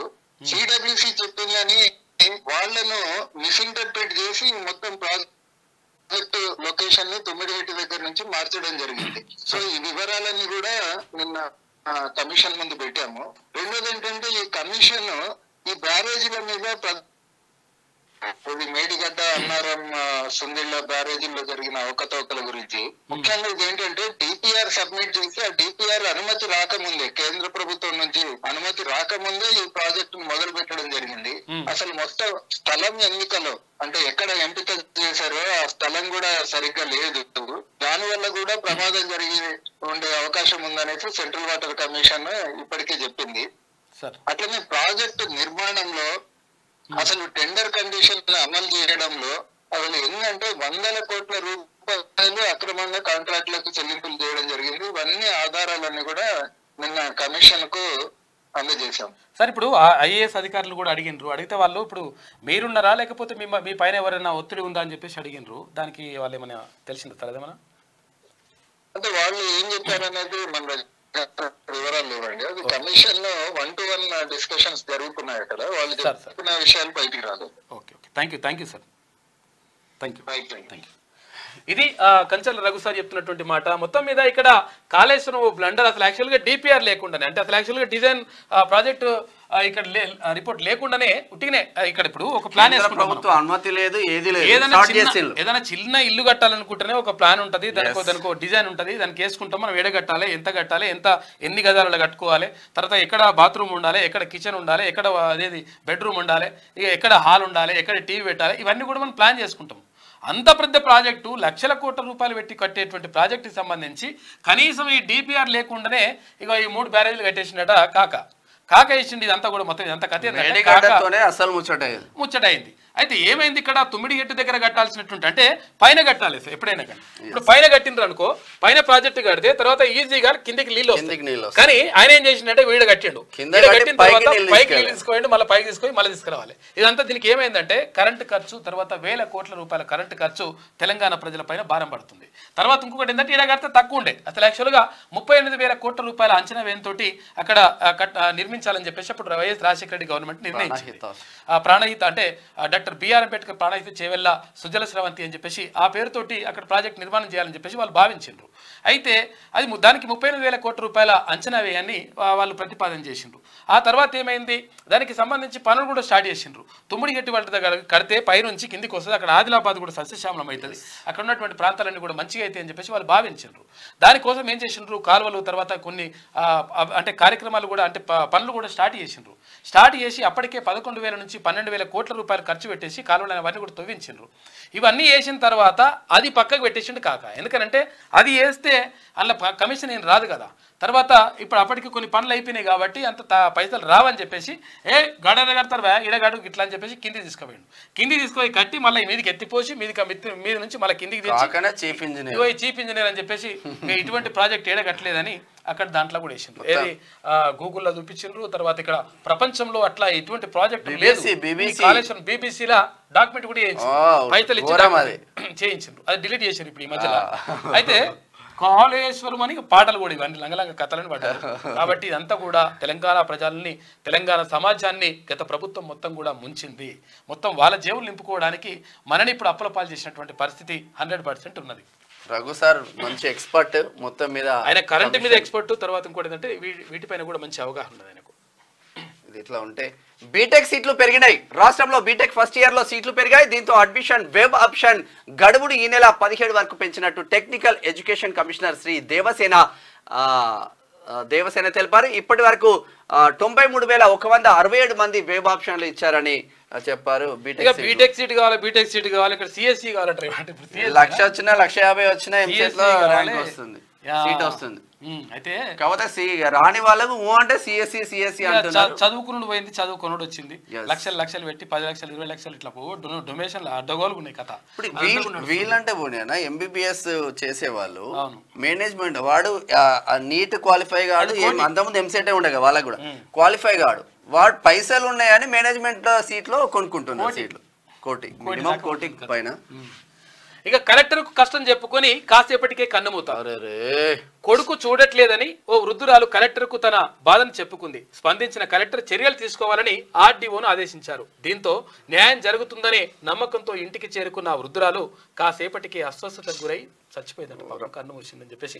విషయం ఏంటంటే దయచేసి అర్థం చేసుకోండి, ఎవరైనా కానీ పెద్దవాళ్ళు అవుతారు, ఎవరికైనా కానీ ప్రతి ముసలితనం అనేటువంటిది వస్తుంది. తర్వాత ఇప్పుడు మీ పిల్లలు గమనిస్తూ ఉంటారు, మీ తల్లిదండ్రులు మీరు చూసుకోకపోతే, మీ తల్లిదండ్రులను వృద్ధాశ్రమాలకు పంపిస్తుంటే, లేకపోతే వాళ్ళకి సరిగా తిండి పెట్టకపోతే, ఇవన్నీ కూడా పిల్లలు గమనిస్తూ ఉంటారు. మీరు ఏమనుకుంటారంటే ఎవరు చూస్తలేరు కదా, ఏమైతే మేమైతే మంచిగా ఉన్నాం కదా అనుకుంటారు. కాకపోతే ఏంటంటే దయచేసి తల్లిదండ్రులని పెద్దవాళ్ళని జాగ్రత్తగా చూసుకోండి, జాగ్రత్తగా కాపాడండి. మీరు చిన్నగా ఉన్నప్పుడు మీకు కడిగినరు చేసిండ్రు, రకరకాలుగా ఎంత మీద పోయినా కానీ వాళ్ళు ఇట్లా తుడిచేసుకొని చేసిండ్రు. అటువంటి తల్లిదండ్రులను కాపాడుకోవాల్సినటువంటి అవసరం, బాధ్యత ప్రతి ఒక్క పౌరుడి పైన ఉంటుంది. ఇక విషయం ఏంటంటే ఇంకా కొంతమంది మా దగ్గరికి వస్తుంటారు, వాళ్ళకి చెప్తా ఉన్నాం, ఎవరైతే వృద్ధులు ఉంటారో ఒకవేళ మీ ఆస్తులు ఉంటాయి కదా, మీ ఆస్తులు ఉంటే ఒకవేళ మీ కొడుకు తిండి పెడతలే, కొడుకో లేకపోతే బిడ్డనో తిండి పెడతలేరు అనుకో, తిండికి పెట్టకపోతే మీ ఆస్తులు మీరు అమ్ముకునేటువంటి అవకాశం ఉంటుంది. మీకే ఇంకేం అవసరం లేదు, వాళ్ళ సంతకాలు బింతకాలు ఇవన్నీ ఏం కథలేం నడవాయి. తర్వాత మీకు ఆస్తులు ఎవరికంటే వాళ్ళకి ఇచ్చుకునేటువంటి అవకాశం ఉంటుంది. ఎందుకంటే ఇటువంటి పరిస్థితి ఉంటుంది. కాబట్టి దయచేసి అంటే ఇది ఆర్డీఓ దగ్గరికి, ఆర్డీఓ కోర్టు అంటారు దాన్ని, ఆర్డీఓ దగ్గరికి పల్లి రిక్వెస్ట్ పెట్టుకుంటే ఆర్డీఓ గారు అవి ఇచ్చేస్తారు, వాళ్ళకి ఫుల్ రైట్స్ ఇచ్చేస్తారు. ఫుల్ రైట్స్ ఉంటాయి వాళ్ళకు, ఎవరికి వృద్ధులు ఎవరైతే ఉంటారో, తల్లిదండ్రులు ఎవరైతే ఉంటారో వాళ్ళకి ఫుల్ రైట్స్ ఉంటాయి. దయచేసి అందరిని కూడా అంటే వృద్ధులని కాపాడుకోవాల్సినటువంటి, తల్లిదండ్రులను కాపాడుకోవాల్సినటువంటి బాధ్యత అందరిపైన ఉంటుంది. దయచేసి దీనిపైన ఆలోచించండి. ఎందుకంటే మనం సమాజంలో బతుకుతున్నాం. తర్వాత ఎవరైనా కానీ లేకపోతే మీరు లేరు కదా ఈ భూమి మీద.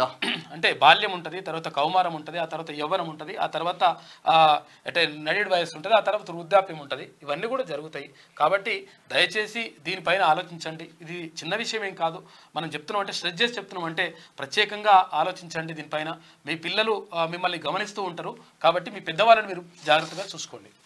యూరో రారాజు స్పెయిన్. యూరోపియన్ ఫుట్బాల్లో తామే రారాజు అని స్పెయిన్ టీం మరోసారి నిరూపించింది. యూరో ట్రోఫీని 4వ సారి కైవసం చేసుకుంది. ఆదివారం అర్ధరాత్రి జరిగిన మెగా ఫైనల్లో 1-2 తేడాతో ఇంగ్లాండ్ ను చిత్తు చేసింది. ఇక అది నార్మల్గా ఉండదు అక్కడ కథ.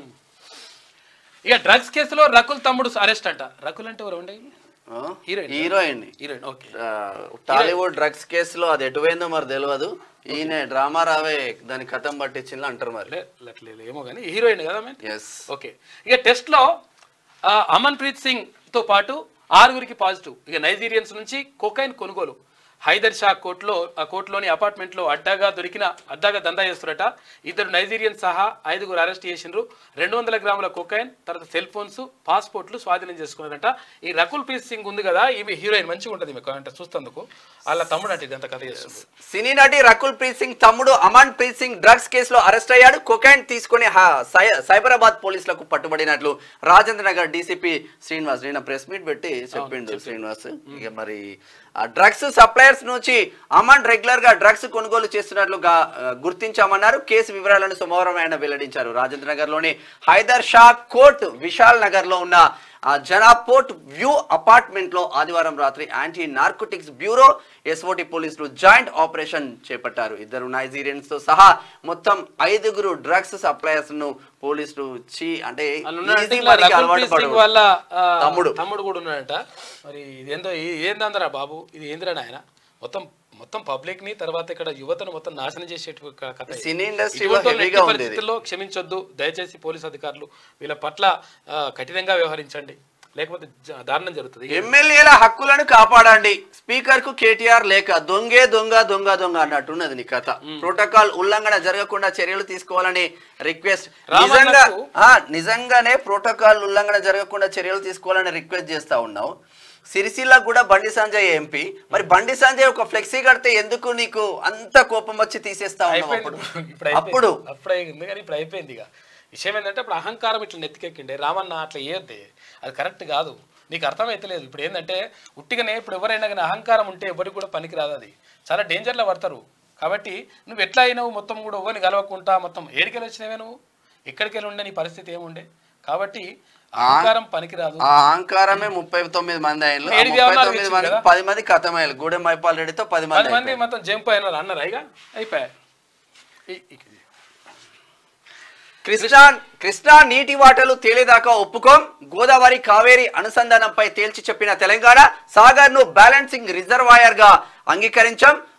సమ్మక్క సాగర్ నుంచి అనుసంధానం చేయాలని సృష్టీకరణ, లింకింగ్ ద్వారా తరలించే నీటిలో సగం ఇవ్వాలని డిమాండ్. సీతమ్మ సాగర్, సమ్మక్క సాగర్ డిపిఆర్ ను క్లియర్ చేయాలని విజ్ఞప్తి. నదుల అనుసంధానంపై ఎన్డబ్ల్యూడిఏ పాలక మండలి సమావేశంలో ప్రతిపాదనలు అంటూ ఒక వార్త చూస్తాం. కృష్ణా నీటి వాటాలు తేలేదాకా ఒప్పుకోమని చెప్పేసి తెలంగాణ ప్రభుత్వం ఇప్పుడు స్పష్టంగా చెప్తా ఉంది. గోదావరి కావేరి అనుసంధానంపై తేల్చెప్పింది. అయితే విషయం ఏంటంటే కృష్ణా జలాలకు సంబంధించి కృష్ణా జలాల్లో నీటి వాటా మనకు భారీగా రావాలి. అయితే అసలు యాక్చువల్గా 811 టీఎంసీల నీరు అక్కడ నుంచి వస్తూ ఉంటే మనకు తెలంగాణకు సంబంధించి 551 టీఎంసీలు తెలంగాణకు రావాలి.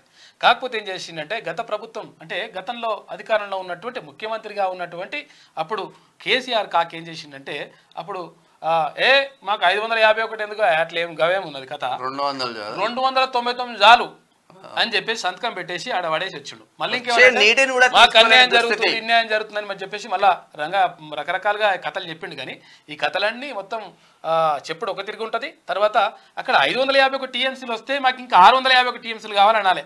ఒకవేళ నిజంగా మునగాడు ఇట్లా మనకు మంచి చేయాలనుకున్నాడు అయితే, అరే 551 టీఎంసీలు కూడా అడగకుండా 299 టీఎంసీలకే సంతకం పెట్టేసి ఆడ పడేసి తర్వాత అక్కడ ఏది రత్నాలసీమ చేస్తా అని చెప్పేసి రోజా ఇంటికి పోయి చేపల కూర తిని ఏం టెన్షన్ పడకూరి, మీరు రత్నాలసీమ చేస్తాం, కృష్ణా నీళ్ళు ఎన్ని కావాలంటే అన్ని ఎత్తుకోండి అని చెప్పేసి అక్కడ పోతిరెడ్డిపాడు బీతిరెడ్డిపాడు అని పొక్కలు పెడుతుంటే కనీసం పట్టించుకోకుండా ఆగమాన్ చేసిండు కాక. కాబట్టి ఇప్పుడు ప్రభుత్వం చెప్తా ఉంది 100% నీటి వాటా తేలాల్సిందే, మాకు రావాల్సినటువంటి వాటా మాకు రావాలని చెప్పేసి రాష్ట్ర ప్రభుత్వం క్లియర్గా చెప్తుంది. ఇక సాగర్ నుంచి తెలంగాణకు 5.4 టీఎంసీలు, ఆంధ్రప్రదేశ్కు 4.5 టీఎంసీలు తాగునీటి విడుదలకు కేఆర్ఎంపీ ఆమోదం తెలిపింది. బీసీ రిజర్వేషన్లపై యాక్షన్ ప్లాన్ రెడీ చేయాలని అధికారులకు సీఎం రేవంత్ ఆదేశం. స్థానిక సంస్థల ఎన్నికలు జల్దీ నిర్వహించాలి, ఎన్నికలు లేట్ అయితే కేంద్రం నిధులు ఆగిపోతాయి. వారం రోజుల్లో మరోసారి సమావేశమైన నిర్ణయం. రిజర్వేషన్ల పెంపు, పంచాయతీ ఎన్నికలపై ఉన్నత స్థాయి సమీక్ష చేసిండ్రు. నిన్న బీసీ రిజర్వేషన్లకు సంబంధించి 100% యాక్షన్ ప్లాన్ ఉండాలి, తర్వాత ఇక్కడ పెంచాల్సినటువంటి అవసరం ఉంటుంది అని చెప్పేసి రాష్ట్ర ప్రభుత్వం దానిపైన మొత్తం రివ్యూ నిర్వహిస్తా ఉంది. స్థానిక సంస్థల ఎన్నికల్లో బీసీ రిజర్వేషన్లు పెంచేందుకు యాక్షన్ ప్లాన్ రూపొందించాలని సీఎం రేవంత్ రెడ్డి అధికారులను ఆదేశించారు. పంచాయతీల ఎన్నికలకు సంబంధించి బీసీ రిజర్వేషన్ల పెంపుపై సెక్రటేరియట్లో సీఎం రేవంత్ రెడ్డి అధ్యక్షతన సోమవారం సమీక్ష నిర్వహించారు. ఈ సందర్భంగా రాష్ట్రంలో పంచాయతీ ఎన్నికల్లో రిజర్వేషన్ల అమలు, రాబోయే ఎన్నికల్లో వాటి పెంపునకు సంబంధించిన వివరాలను సీఎం అధికారుల నుంచి తెలుసుకున్నారు. అయితే గత పంచాయతీ ఎన్నికల్లో అనుసరించిన విధానం, రానున్న పంచాయతీ ఎన్నికలకు రెడీ అవుతున్న తీరును సీఎంకు అధికారులు వివరించిండ్రు అని చెప్పేసి ఒక వార్త కనిపిస్తా ఉంది. 100% ఇక్కడ బీసీలకు గత ప్రభుత్వం అన్యాయం చేసింది, కావాలని చెప్పేసి బీసీల ఉన్నటువంటి రిజర్వేషన్ అంటే స్థానిక సంస్థల్లో బీసీలకు ఉన్నటువంటి రిజర్వేషన్ను తగ్గించింది. కేసీఆర్ ఈ పని చేసిండు కాబట్టి మళ్ళీ అక్కడ బీసీలకు ఉన్నటువంటి రిజర్వేషన్లు పెంచాల్సినటువంటి అవసరం ఉంది అని చెప్పేసి ఇప్పుడు రాష్ట్ర ప్రభుత్వం భావిస్తూ ఉంది. ముఖ్యమంత్రి గారు కూడా దానిపైన ప్రత్యేక దృష్టి పెడతా ఉన్నారు. ఇది ఇట్లా ఉంటే కాంగ్రెస్ లో చేరిన ఎమ్మెల్యే గూడెం పటాన్ చెరువు ఎమ్మెల్యే కండువా కప్పి ఆహ్వానించిన సీఎం రేవంత్ రెడ్డి నియోజకవర్గ అభివృద్ధి కోసమే పార్టీ మారిన మంచిదే, ఈడీ కేసు అయింది, పార్టీ మారినవు. 10కి చేరిన బీఆర్ఎస్ ఎమ్మెల్యేల చేరికలు సరే అన్నారు కదా, పడగొడతాం, చెడగొడతాం, తొడగొడతాం అంటే లాస్ట్కి వస్తే ఏమైతుంది, పడగొట్టుడు మీదే పడిపోతుంది. చాలా వరకు కాంగ్రెస్ కార్యకర్తలు అన్న చాలా మంది నిన్న కాల్ చేసి ఇట్లా జాయిన్ అవుతా ఉంటే ఒరిజినల్ కాంగ్రెస్ కార్యకర్తలు కానీ బాధపడుతున్నారు, చాలా బాధపడుతున్నారు. ఇప్పుడు కాటా శ్రీనివాస్ గౌడ్ ఉన్నాడు అక్కడ. 10 సంవత్సరాలు పార్టీని కాపాడిన పటాన్ చెరువు నియోజకవర్గ ఇన్ఛార్జ్ కాటా శ్రీనివాస్ గౌడ్ అనుచరులు కావచ్చు, కార్యకర్తలు కావచ్చు, ఎన్ని ఇబ్బందులు పడుతున్నారో చాలా మంది కాల్ చేస్తా ఉన్నారు. సరే రీసెంట్లీ జాయిన్ అయిన నీలం మధు ముదిరాజు ఇద్దరి మధ్యలో ఇది ఉంటే సఖ్యత కొనసాగించే ప్రయత్నం చేసిండ్రు, మంచిగానే ఉంటుంది. ఇప్పుడు మళ్ళీ సిట్టింగ్ బీఆర్ఎస్ లో 10 సంవత్సరాలు అనుభవించి మళ్ళా కాంగ్రెస్ కి వస్తే ఇప్పుడు 3 గ్రూపులుగా మారిపోయినాయి.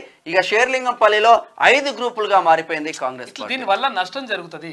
అసలైన కాంగ్రెస్ కార్యకర్త కండువా కప్పుకొని జెండాలు మోసి కాంగ్రెస్ కోసం కష్టపడ్డ కాంగ్రెస్ కార్యకర్తలకు మాత్రం న్యాయం జరగట్లేదు. ఈ జంపు జినాలీల అనుచరులకు మాత్రం మళ్ళీ పదవులు జరుగుతుంది. ఇప్పుడు ఒకవేళ ఆయన ఒకవేళ ఒక పార్టీ నుంచి ఇంకో పార్టీలోకి వచ్చిండు అనుకో, వచ్చినాక ఏమైతుంది, ఏమైనా పాత వాళ్ళని చూస్తాడా? ఇక ఇన్ఛార్జ్ అనే పదమే లేదు. ఇంకా ఇప్పుడు ఎట్లుంటది అంటే ఇప్పుడు మార్మానం వస్తే ఏమంటాం ఇటు వచ్చి అట్లా అనుకో, వాళ్ళ పిల్లలకే చూస్తారు కానీ పాత పిల్లలకి చూడరు. కాబట్టి పాత వాళ్ళకి అన్యాయం జరుగుతుంది అక్కడ. నిజంగా ఒరిజినల్ కాంగ్రెస్ కార్యకర్తలకు అన్యాయం జరుగుతుంది. మీరు ఒకసారి పనిచేసిండు, తర్వాత మొత్తం కూడా పార్టీని అక్కడ బలోపేతం చేసి నిలబెట్టేటువంటి ప్రయత్నం చేసిండు. కాబట్టి అటువంటి వాళ్ళకు అంటే ఈ ఒక్క నియోజకవర్గాన్ని కాదు, కూడా జరుగుతున్నాయి. కాబట్టి దయచేసి దీనిపైన మీరు కూడా మరి ఆలోచించుకుంటే మంచిగా ఉంటుంది. అది మీకు పార్టీకి సంబంధించిన విషయం కాబట్టి మరి చూసుకోండి. కాకపోతే వాళ్ళకైతే పాపం అన్యాయం జరుగుతుందని చెప్పేసి బాధపడుతున్నారు కింద.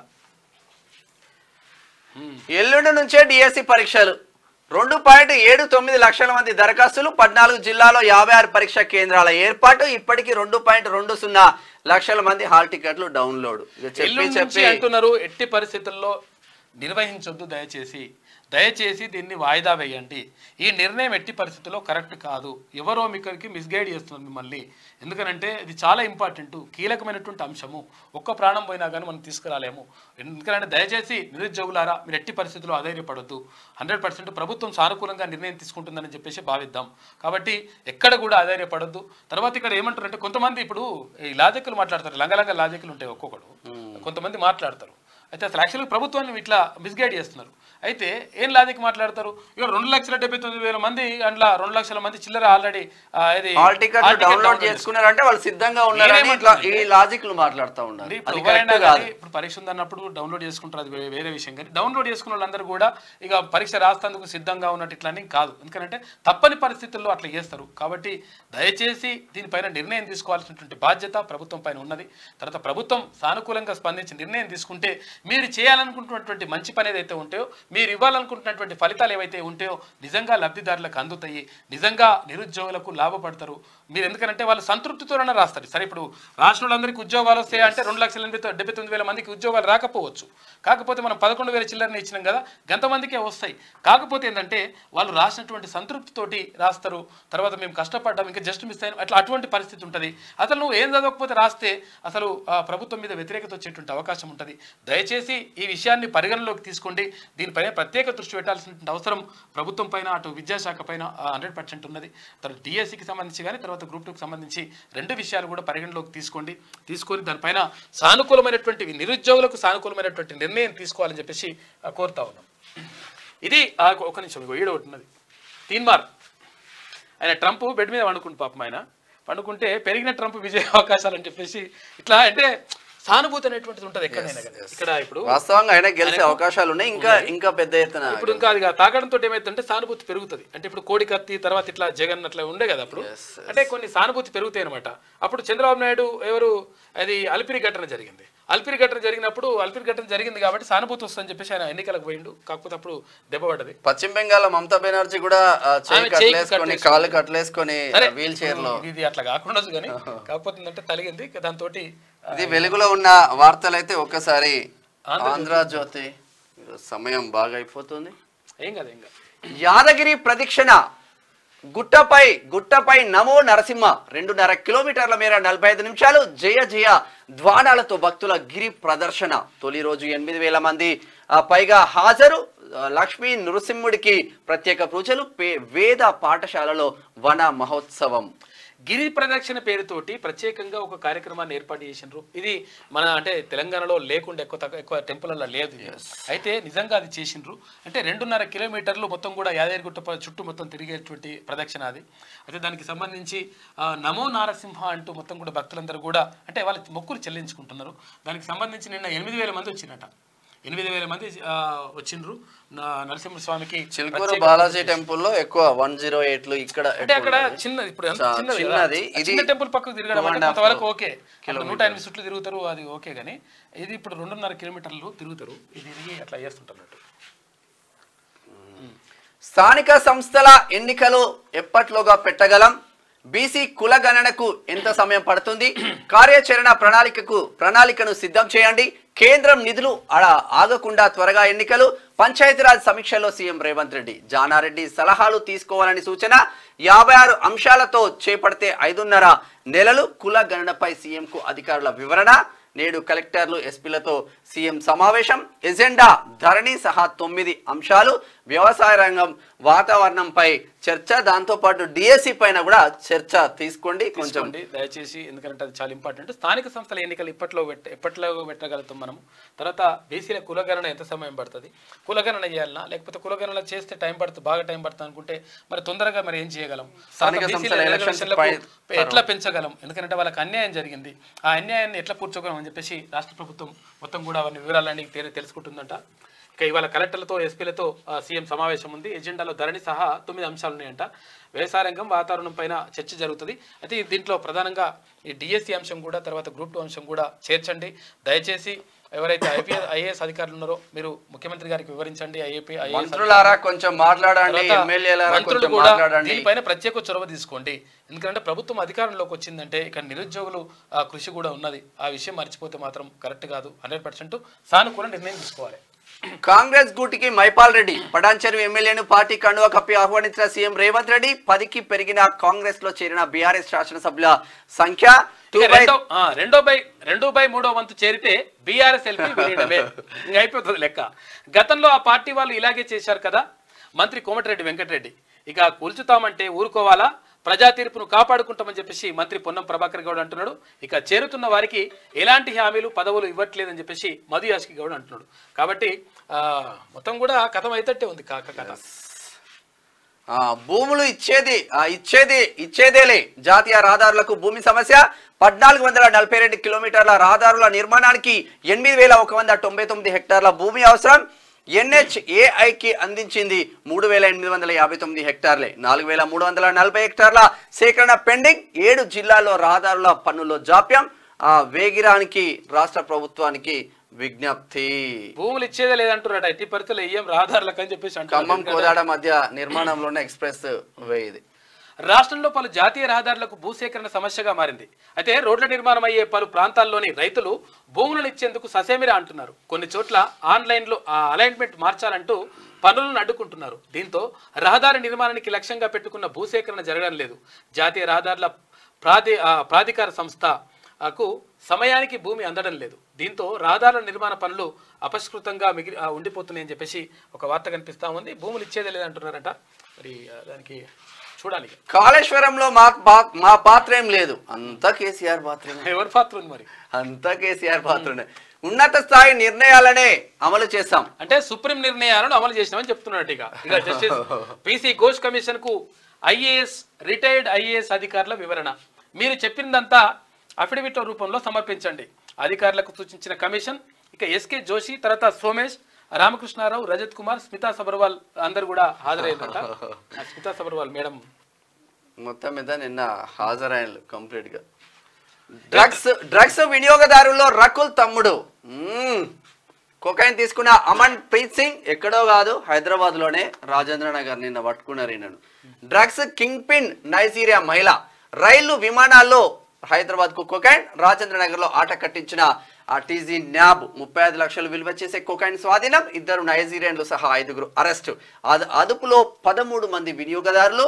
పరీక్షలో 10 మందికి పాజిటివ్. గతంలో డ్రగ్స్ కేసులో రకుల్ ప్రీత్ పేరు సినీ పరిశ్రమలో మళ్ళీ చర్చనీయం. మరి ఈ ఎటువైందో రకుల్ ప్రీత్ సింగ్ పేరు అప్పుడు పక్క పెట్టారని అట్లా అంటారు. ఎందుకు పక్క పెట్టారు ఏం పడదు కదా మనకు తెలియదు. కానీ విషయం ఏంటంటే రకుల్ ప్రీత్ ఇది అంతర్జాతీయ ముఠా. ఇది విషయం ఏంటంటే నైజీరియన్ మహిళలు, తర్వాత ఇదంతా కూడా అంతర్జాతీయ ముఠా. ఇది ప్రపంచవ్యాప్తంగా పెద్దది కథ. ఇదంతా కూడా దాన్ని తేల్చేసిండ్రు పోలీసులు. నిజంగా అభినందనీయం. ఉక్కుపాదం అయితే మోపుతా ఉన్నారు డ్రగ్స్ పైన, దీనిపైన. అన్నదాతల్లో వర్షాధిరేకం. పాపం వర్షం రెండో రోజు విస్తారంగా వానలు. వికారాబాద్ జిల్లా నవాపేటలో అత్యధికంగా 9.1 సెంటీమీటర్ల. రాష్ట్రంలో పొంగుతున్న వాగులు, చెరువులకు జలకళ. రైతులకు ఊరట, జోరుగా వరి నాట్లు. ప్రాజెక్టులకు వరద. బంగాళాఖాతంలో అల్పపీడనం. మరో 5 రోజులు వర్షాలే. రేపు ఎల్లుండి రాష్ట్రంలో భారీ వర్షాలు కురిసే అవకాశం. కొంచెం యాదాద్రి జిల్లా ధర్మారంలో బండిపై వరినాడు పంచుతున్న ఎమ్మెల్యే సామేలంట. మందుల సామేలన్న మొన్న బర్త్డే అయ్యిండే. తుంగతుర్తి ఎమ్మెల్యే మందుల సామేలన్న బర్త్డే అయింది.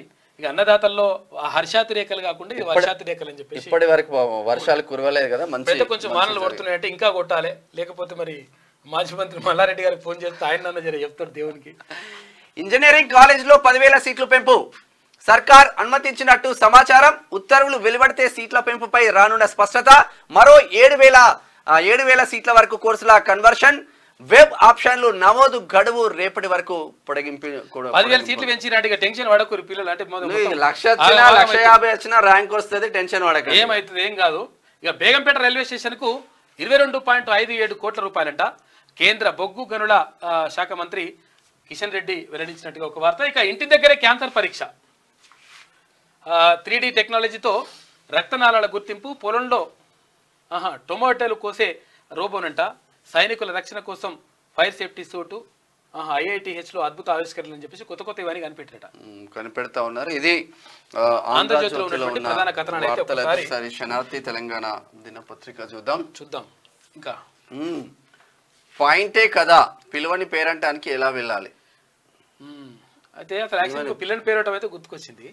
ఏమోరామే కొత్త హీరోయిన్ అట్టుంది. అయితే ఇక్కడ ఏపీ నుంచి పాపం ఏమైందంటే అంటే ఇక్కడ ఏది ఎవరంబాని ఏమంబాని ముఖేష్ అంబానీ కొడుకు పెళ్లికి ఇక్కడ ఏపీ నుంచి ఒక 2 పోయినట. 2 పోయి వెళ్ళగా అంటే పిలువని పేరంటాం అంటారుగా పోయిందట. పోతే వాళ్ళ మీద కేసులు పెట్టి అరెస్ట్ చేసి ఇప్పుడు మామూలుగా 5,000 కోట్ల రూపాయలు అధికారికంగా ఖర్చు పెట్టినమని చెప్తున్నటువంటి పెళ్లికి పోతే పాపం మనల్ని అరెస్ట్ చేసి తర్వాత జైల్లో పెడతారు. జైల్లో పెట్టిందట. ఇప్పుడు ఒకవేళ పేదోడు పెళ్లి చేసుకుంటాను అనుకో, పేదోడు పెళ్లి చేసుకుంటే 4 వచ్చి తినిపోతారు, భోజనం వచ్చిపోతే తింటే మంచిదే కదా, అన్నదానం చేస్తే మంచిదే కదా అంటారు. అంటే ఉన్నోడు ఎప్పుడు కూడా పెట్టుంటది లెక్కలు. ఇది ఇట్లా ఉంటే కోపా కప్ విజేత అర్జెంటీనా కొలంబియాపై 1-0 తేడాతో విజయం. వరుసగా రెండోసారి టైటిల్ ని సొంతం చేసుకుంది కోపా. ఇక ఫిరాయింపు ఎమ్మెల్యేలు ఇది రేట్ ఆఫ్ 10 మందికి వచ్చిందిగా. ఇది బీఆర్ఎస్ నుంచి అంటే టీఆర్ఎస్ నుంచి కాక దగ్గర నుంచి వచ్చి కాంగ్రెస్ పార్టీలో ఏరినోళ్ళు ఇప్పటి వరకు 10 అయిపోయిందిగా. కాంగ్రెస్ లోకి కొనసాగుతున్న వలసలు. ఇప్పటికే 9 మంది ఎమ్మెల్యేలు చేరిక. నిన్న మరో ఎమ్మెల్యే మైపాల్ రెడ్డి జాయిన్. ఈ కండువా కప్పి ఆహ్వానించిన రేవంత్ రెడ్డి ఇటు బీఆర్ఎస్ విలీనానికి కాంగ్రెస్ అడుగులు వేస్తా ఉందంట.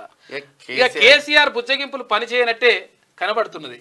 వరుస పెట్టి గులాబీ ఎమ్మెల్యేలు పార్టీ మారుతున్నారు. ఇక ఇప్పటికే 9 మంది ఎమ్మెల్యేలు పార్టీ మారగా తాజాగా మరో ఎమ్మెల్యే సైతం హస్తం కూటికి చేరారు. దీంతో పార్టీ మారిన ఎమ్మెల్యేల సంఖ్య 10కి చేరింది. త్వరలోనే కాంగ్రెస్ లో బీఆర్ఎస్ విలీనమవుతుందని ప్రచారం జరుగుతున్నది. ఇక పటాన్చెరు ఎమ్మెల్యే గూడెం మైపాల్ రెడ్డి ఇంట్లో ఇటీవల ఈడీ సోదాలు జరిగిన విషయం తెలిసిందే. ఆ తర్వాత మెల్లగా బీజేపీ పోతారని అనుకున్నారు. 10 అయినా ఇంకొక 12 అయింది అనుకో, 2018 చెల్లు బాకీ చెల్లు అవుతుంది.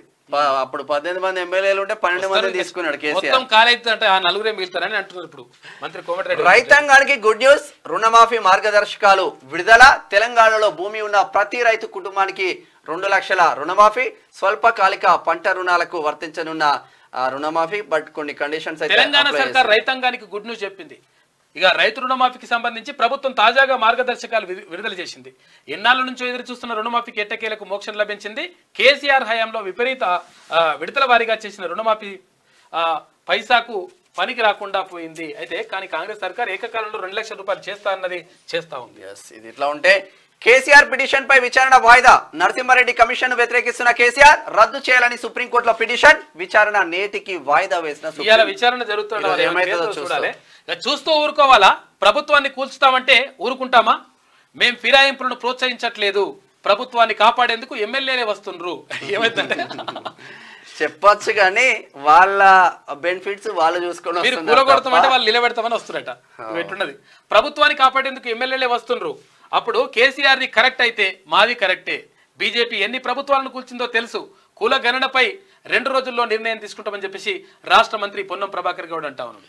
ప్రతి పైసా ప్రజా సంక్షేమం కోసమే, మాది ప్రజా ప్రభుత్వం, ప్రజాభిప్రాయం మేరకు నిర్ణయాలు. రైతు బంధులో తప్పులు జరిగినాయి, నిజమైన రైతులకు పెట్టుబడి సాయం అందలే. డిప్యూటీ సీఎం బట్టి విక్రమార్క నిన్న రైతు భరోసా వరంగల్, ఉమ్మడి వరంగల్ జిల్లా విస్తృత స్థాయి సమావేశం. రైతుల గురించి చేస్తున్నారు, నిరుద్యోగుల గురించి అట్లా చేస్తే బాగుంటుండే. ఇప్పటికైనా చూడండి కొంచెం నిర్ణయం. బీజేపీలో బీఆర్ఎస్ విలీనానికి చర్చలు. కిషన్ రెడ్డి వ్యతిరేకిస్తే బండి మద్దతు ఇచ్చిండు. అందుకే హరీష్ రావు పై బండి పొగడ్తలు. రాష్ట్ర ప్రభుత్వాలను బీజేపీ కూలుస్తుంటే కేసీఆర్ మద్దతు పలికారు. కాంగ్రెస్ సీనియర్ నాయకుడు మదియాష్కి గౌడ్ అన్నకు మంచి మనిషి, మంచి పోస్ట్ రావాలి పిసిసి అధ్యక్షుడు. ఇక రిజర్వేషన్ల పెంపునకు ప్రణాళిక. వచ్చే ఎన్నికల్లో రిజర్వేషన్ల అమలు. కులగణనకు ఎంత టైం వస్తుంది, దాని ఆధారంగా ఎన్నికలకు వెళ్తే ఎట్లా ఉంటది, అధికారులు ప్లాన్ రూపొందించాలి. తెలంగాణ సీఎం రేవంత్ రెడ్డి చెప్పిండు. ఇక పంచాయతీ ఎన్నికలపై సమీక్ష, రిజర్వేషన్ల అంశంపై సుదీర్ఘ చర్చ జరిగింది. ఇక మాట నిలబెట్టుకుంటాం, బీసీలకు పెద్దపీట వేయాలి, కులగణన చేసి తీరాల్సిందే, స్థానిక సంస్థల ఎన్నికల్లో 42% రిజర్వేషన్లు ఇయ్యాలి. అయితే బీసీల తరఫున తీన్మార్ మల్లన్న నిన్న గట్టిగా మాట్లాడిండు. సీఎం రేవంత్ రెడ్డికి విజ్ఞప్తి చేసిండు. ఆయన కూడా సానుకూలంగా స్పందించిండంట. ఎందుకంటే 100% ఇక్కడ తీన్మార్ మల్లన్న ఇక్కడ ఉన్నాడు. ఇక్కడ మంత్రులు, తర్వాత పెద్దలు జానారెడ్డి గారు, తర్వాత ఇక్కడ బట్టి విక్రమార్క గారు, పొన్నం ప్రభాకర్ గౌడ్ గారు, తర్వాత ఇక్కడ ముఖ్యమంత్రి రేవంత్ రెడ్డి గారు, సీతక్క, తర్వాత కొండా సురేఖ మేడం, ఇక్కడ బుర్రా వెంకటేశ్వర్లు ఇక్కడ అందరు కూడా ఉన్నారు. మొదలు బక్లాపురం అందరం కూడా ఉన్నారు. కేదార్నాథ్ లో భారీ స్కామ్, 228 కేజీల గోల్డ్ మిస్సింగ్. అరే బాపురే, ఇప్పటి వరకు కేసు దర్యాప్తు జరగలే. జ్యోతిర్మఠ్, శంకరాదిత్య, అవి ముక్తేశ్వరానంద కథ ఉన్నదిగా. నేను మాలికలు తీస్తారు, అట్లా చేస్తారు, ఇట్లా చేస్తారు, ఇట్లా చేస్తారు. 228 కేజీల గోల్డ్ అంట, 2 క్వింటాల 28 కిలోలట. చూసుకో నేటి మాట చూద్దాం. నేటి మాట. ఇక మమ్మల్ని అరవనీయండి, మేము పరీక్షలు వాయిదా వేయాలని గొంతెత్తితే మా గొంతులు నొక్కాలని చూస్తున్నారు. ప్రజా ప్రాణాలలో ప్రశ్నించడం పొరపాట, నిరుద్యోగుల అభ్యంతరాలను పట్టించుకోరా, ఇదేనా ఇందిరమ్మ పాలన? గత పాలకుల పాలనలో మా జీవితాలు బుగ్గిపాలయ్యాయి. నిరుద్యోగుల దుఃఖాన్ని ఇంకెవరు అర్థం చేసుకునేది? పుట్టెడు ఆశలు పెట్టుకుని తల్లిదండ్రులకు ఏం సమాధానం చెప్పేది? విడిచిపెట్టి వచ్చిన ఊర్లకు ఏం సాధించామని తిరిగి వెళ్ళేది? వయసు అయిపోతున్నా ఉద్యోగాల కోసం మాలో పట్టుదల రవ్వంతైనా తగ్గలేదు. 1000 పుస్తకాల జ్ఞానం మాలో దాగి ఉంది. అయితే మమ్మల్ని పరీక్షించకండి. మేము కండువాలు మార్చే నాయకులం కాదు. అవినీతి నాయకులతో మాకు సంబంధం లేదు. కలలు గన్న మా జీవితాలు కండ్ల ముందే ఆవిరైపోతుంటే తరతరాలు మార్చలేని దేవుళ్లను ఏం కోరికలు కోరేది?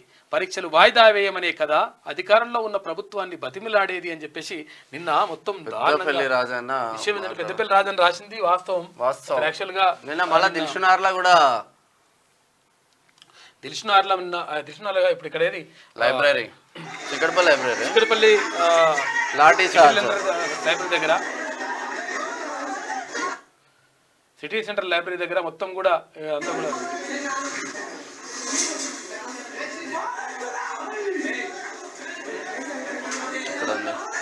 మొత్తం పోలీసులు వచ్చేసారు.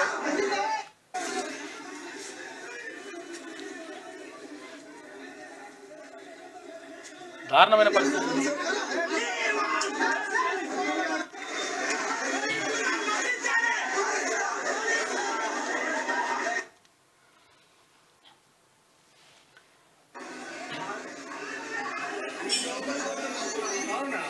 చాలా మంది అక్కడ విద్యార్థులను అంటే ఇక్కడ నిరుద్యోగులను అరెస్ట్ చేసిండ్రు, అది కరెక్ట్ కాదు.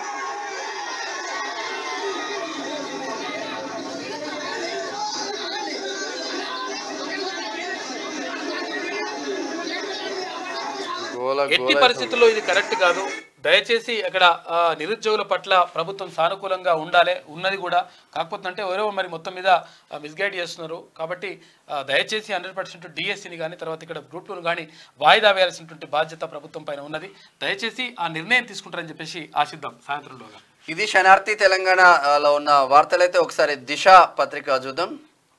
అయిపోయింది శనార్థి తెలంగాణ. తెలంగాణకు ఆరెంజ్ అలర్ట్.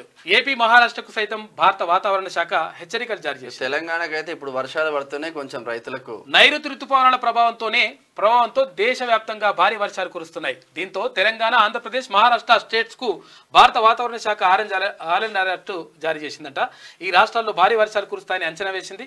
కర్ణాటక, గోవా, కేరళ రాష్ట్రాలకు రెడ్ అలర్ట్ జారీ చేసిన వాతావరణ శాఖ ఈ 3 స్టేట్స్ లో భారీ నుంచి అతి భారీ వర్షాలు కురుస్తాయని చెప్పేసి హెచ్చరించింది.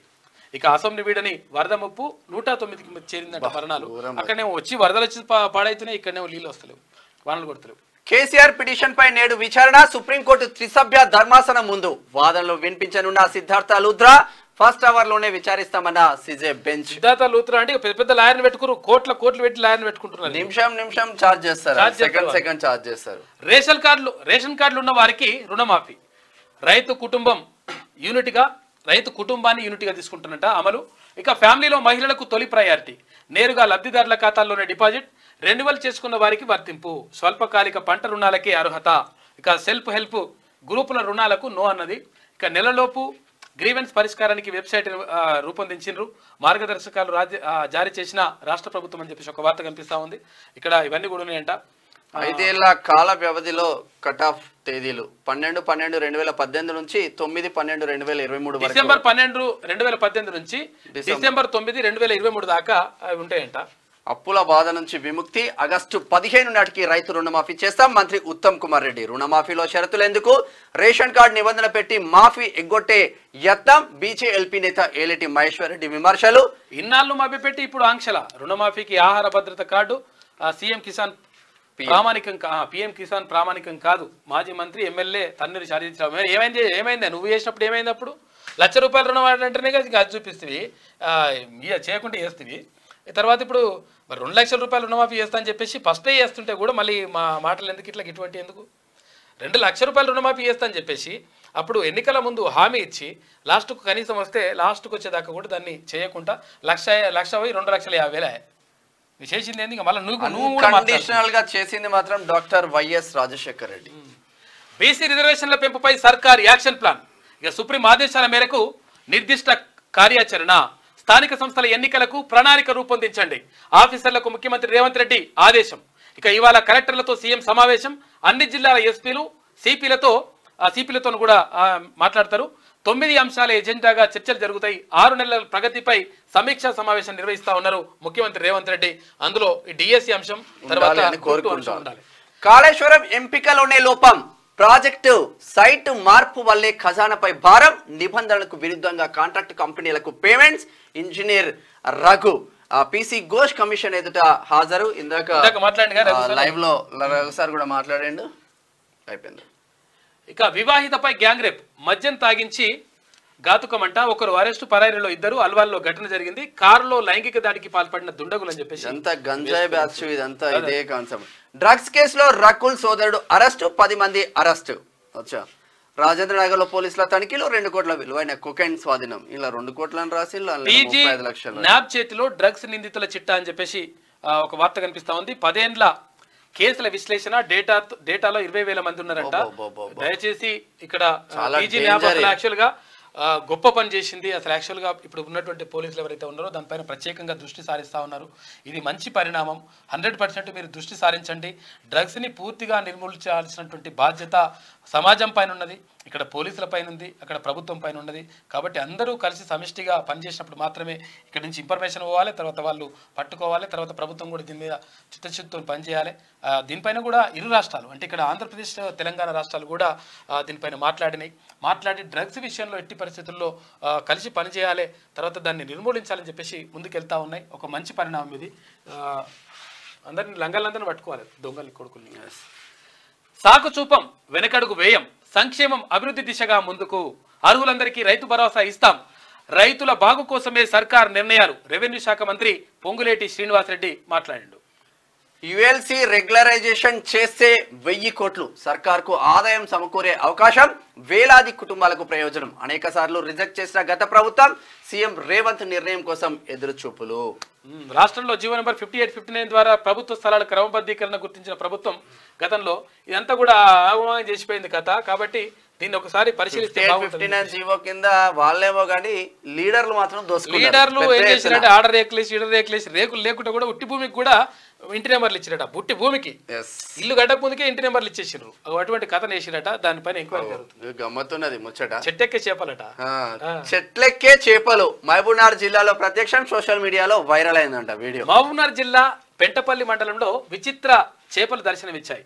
వర్షానికి రోడ్డుపైకి వచ్చిన ఆ ఫిషెస్ నేలపై పాకుతూ వింతగా ప్రవర్తిస్తూ కనిపించాయంట. దీన్ని స్థానికులు వీడియో తీసి సోషల్ మీడియాలో పోస్ట్ చేసిందట. ఇలాంటి చేపలను కూరక చేప అంటారంట, అంటే ఎక్కే చేప అంటారని మత్స్యశాఖ అధికారులు క్లారిటీ ఇచ్చారు. దీని శాస్త్రీయ నామం అనటాస్ టెస్టుడూనియల్ అని. జువాలజీలో ఇవన్నీ ఉంటాయి. ఏమైతే తెలుసా, ఇక్కడ డిఎస్సి ప్రిపేర్ అయ్యేటోళ్ళు ఇవన్నీ కూడా ప్రిపేర్ కావాల్సి వస్తాయి. అలా ఎంత బాధ ఉంటుంది అనుకుంటున్నావు.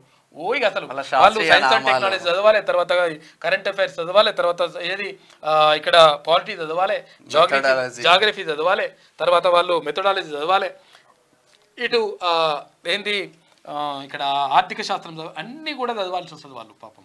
అవన్నీ చదవాలంటే 10th బుక్స్ చదువుకోవాలి. 10th కాదు, డిగ్రీ లెవెల్ చదవాల్సి వస్తుంది. ఇప్పుడు ఎడ్జిటీలు అయితే 10th వరకు పాపం. కాకపోతే ఇప్పుడు స్కూల్ అసిస్టెంట్లు డిగ్రీ వరకు చదవాల్సి ఉంటుంది. 5 నుంచి రూపాయలు 6, 5 నుంచి 6. మళ్ళీ ప్లాట్ఫామ్ ఛార్జీలు పెంచిన Zomato, Swiggy. Delivery fee, GST, restaurant ఛార్జీలకు భిన్నంగా ఇప్పటికే ఢిల్లీ, బెంగళూరులో అమలు, త్వరలో మిగతా నగరాల్లో. ఇక బాగా అలవాటు పడ్డారు కాబట్టి 5-6 రూపాయలకు వీళ్ళు కూడా అలవాటు తక్కువైంది, మొత్తం పార్సల్ తెచ్చు ఎక్కువైంది. ఇది దిశలో ఉన్న వార్తలు. అయితే ఒకసారి ఆదాబ్ హైదరాబాద్ చూద్దాం. ఒకసారి ఆదాబ్ హైదరాబాద్.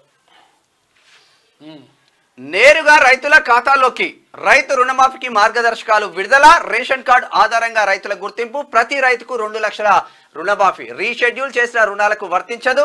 రుణమాఫీ ప్రత్యేక వెబ్ పోర్టల్లో ఏర్పాటు. ఆరోహణ క్రమంలో నగదు విడుదల. ఆగస్టు 15 లోపు ప్రక్రియ పూర్తి. ఎవరికైతే తక్కువ ఉందో అక్కడ నుంచి స్టార్ట్ అవుతుంది ఉంటదంట. కాబట్టి రైతు రుణమాఫీ జరుగుతూ ఉంది. చూద్దాం.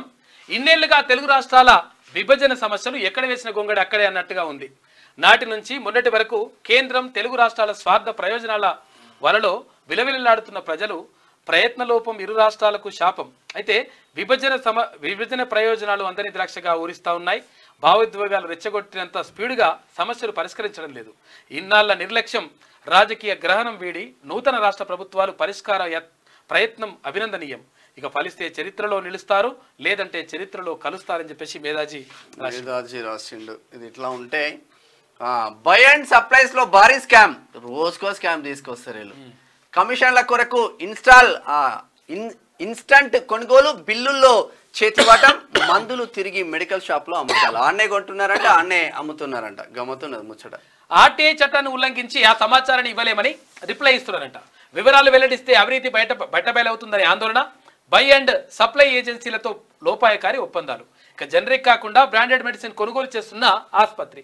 పేషెంట్ల కేసు షీట్లను పరిశీలిస్తే అసలు భాగవతం తెలుస్తుంది.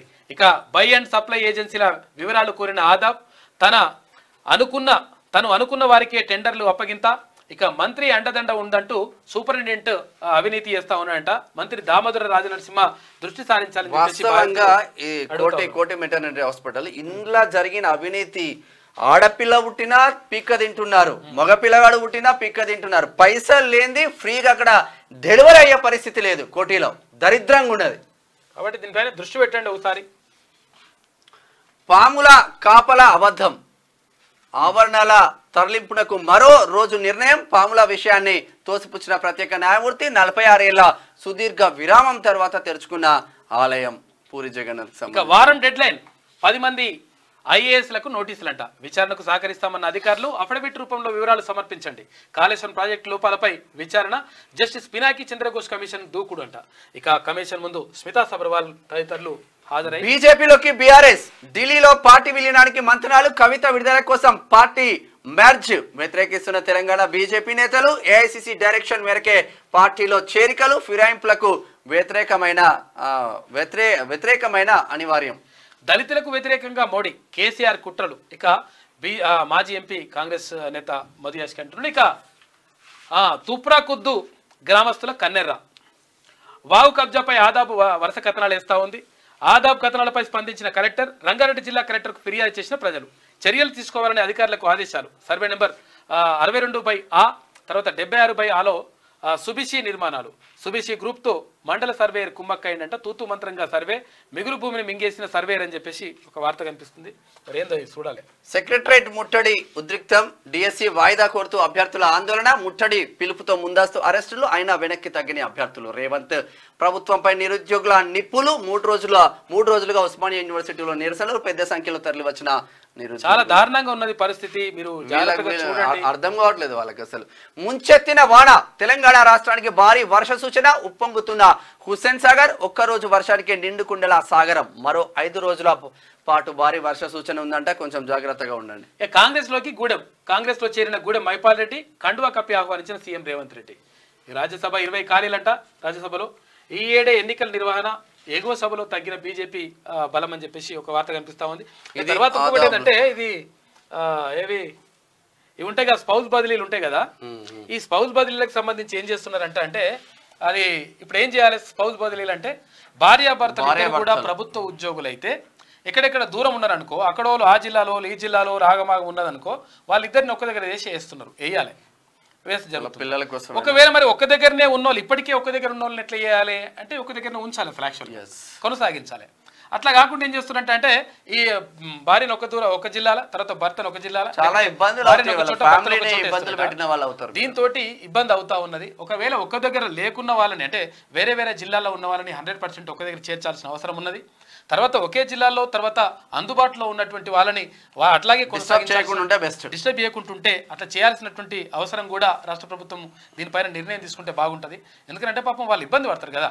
ఇప్పుడు దూరం ఉన్న వాళ్ళని దగ్గర చేస్తూ సంతోషం, కానీ మరి దగ్గర ఉన్న వాళ్ళు దూరం చేస్తారా? ఇప్పుడు కల్పమని అడుగుతారు కానీ విడగొట్టమని అంటలే కదా.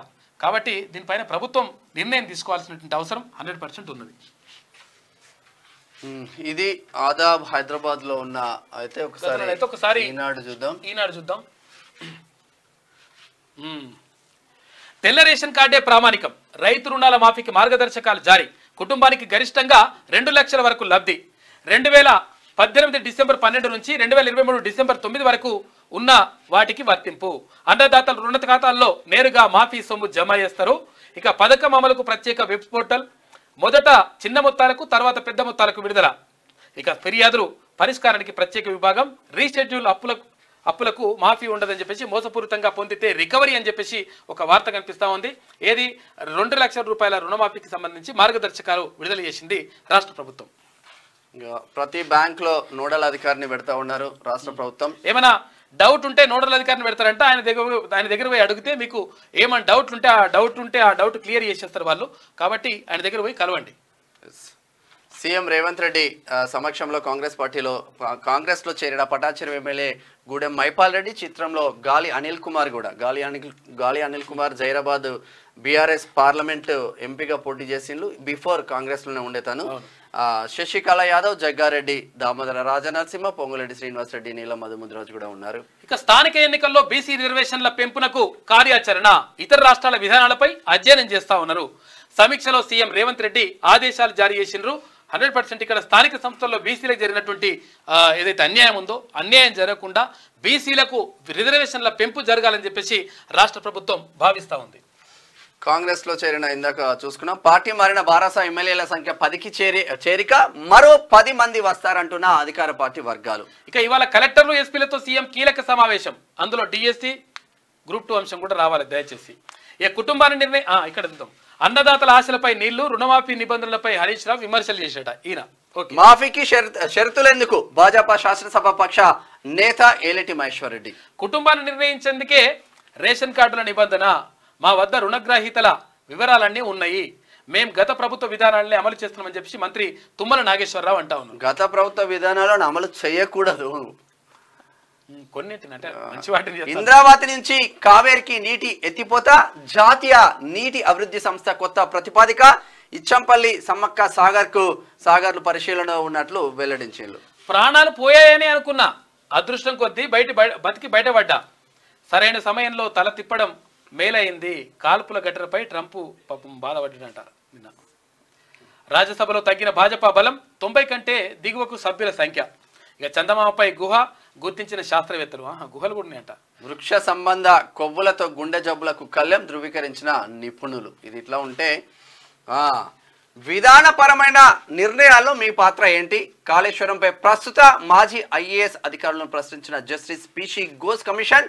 నిధుల కేటాయింపు, అంచనాల్లో మార్పులు తదితర అంశాలపై అఫిడవిట్ల రూపంలో సమాచారం సమర్పించాలని ఆదేశం. విచారణకు హాజరైన రామకృష్ణారావు, స్మితా సబర్వాల్, సోమేష్ జోషి, రజత్ కుమార్, వికాస్ రాజ్, రాహుల్ బుజ్జా అందరూ పోయిరంట. నిన్న పోయి కలిసి వచ్చిండ్రు. అంతర్జాతీయ డ్రగ్ సిండికేట్ గుట్టు రట్టయింది. నైజీరియన్ మహిళ చిక్కడంతో ఛేదించిన టీజీ న్యాబ్ పోలీసులు. 5 అరెస్టు, 199 గ్రాముల కొకైన్ స్వాధీనం. ఇంట్లో మరి ఆ పేరు వస్తలేదు, పేరు కనిపిస్తలేదు. ఇంట్లో రకుల్ ప్రీత్ సింగ్ వాళ్ళ తమ్ముడు కూడా ఇంట్లో ఉన్నాడు. ఇగో ఇంట్లోనే దొరికిందట. అంటే ఈ పేపర్లో ఆ పేపర్లో రాదు, మిగతా పేపర్లో ఏం పాడే కదా. అధ్యాపక బదిలీలకు పచ్చ జెండా. నేటి నుంచి 31 వరకు ప్రక్రియ. జూన్ 30 నాటికి 5 ఏళ్లు పూర్తి అయితే బదిలీ తప్పనిసరి. అయితే అధ్యాపక బదిలీలు ఉన్నాయంట. తర్వాత ఉన్నది. తర్వాత ఒక విషయం ఏంటంటే, దయచేసి స్పౌస్ బదిలీలకు సంబంధించి వేరే జిల్లాలో ఉన్న వాళ్ళను ఒక దగ్గర వేయండి, తర్వాత ఒక దగ్గర ఉన్న వాళ్ళను అక్కడనే కొనసాగిస్తే బాగుంటుందేమో. చూడండి ఒకసారి. ఇది ఈనాడులో ఉన్న వార్తలు అయితే ఒక్కసారి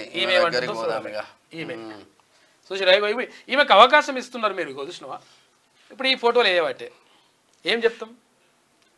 నిర్బంధంలో నిరుద్యోగి, ఉదయం సచివాలయం, సాయంత్రం సిటీ సెంటర్ లైబ్రరీ, ఉద్యోగార్థుల నిరసనతో ఉద్రిక్తత, అడుగడుగున అడ్డుకున్న పోలీసులు, ఎక్కడికక్కడ అరెస్టులు, లైబ్రరీ గేట్లు మూసి మరీ నిర్బంధం.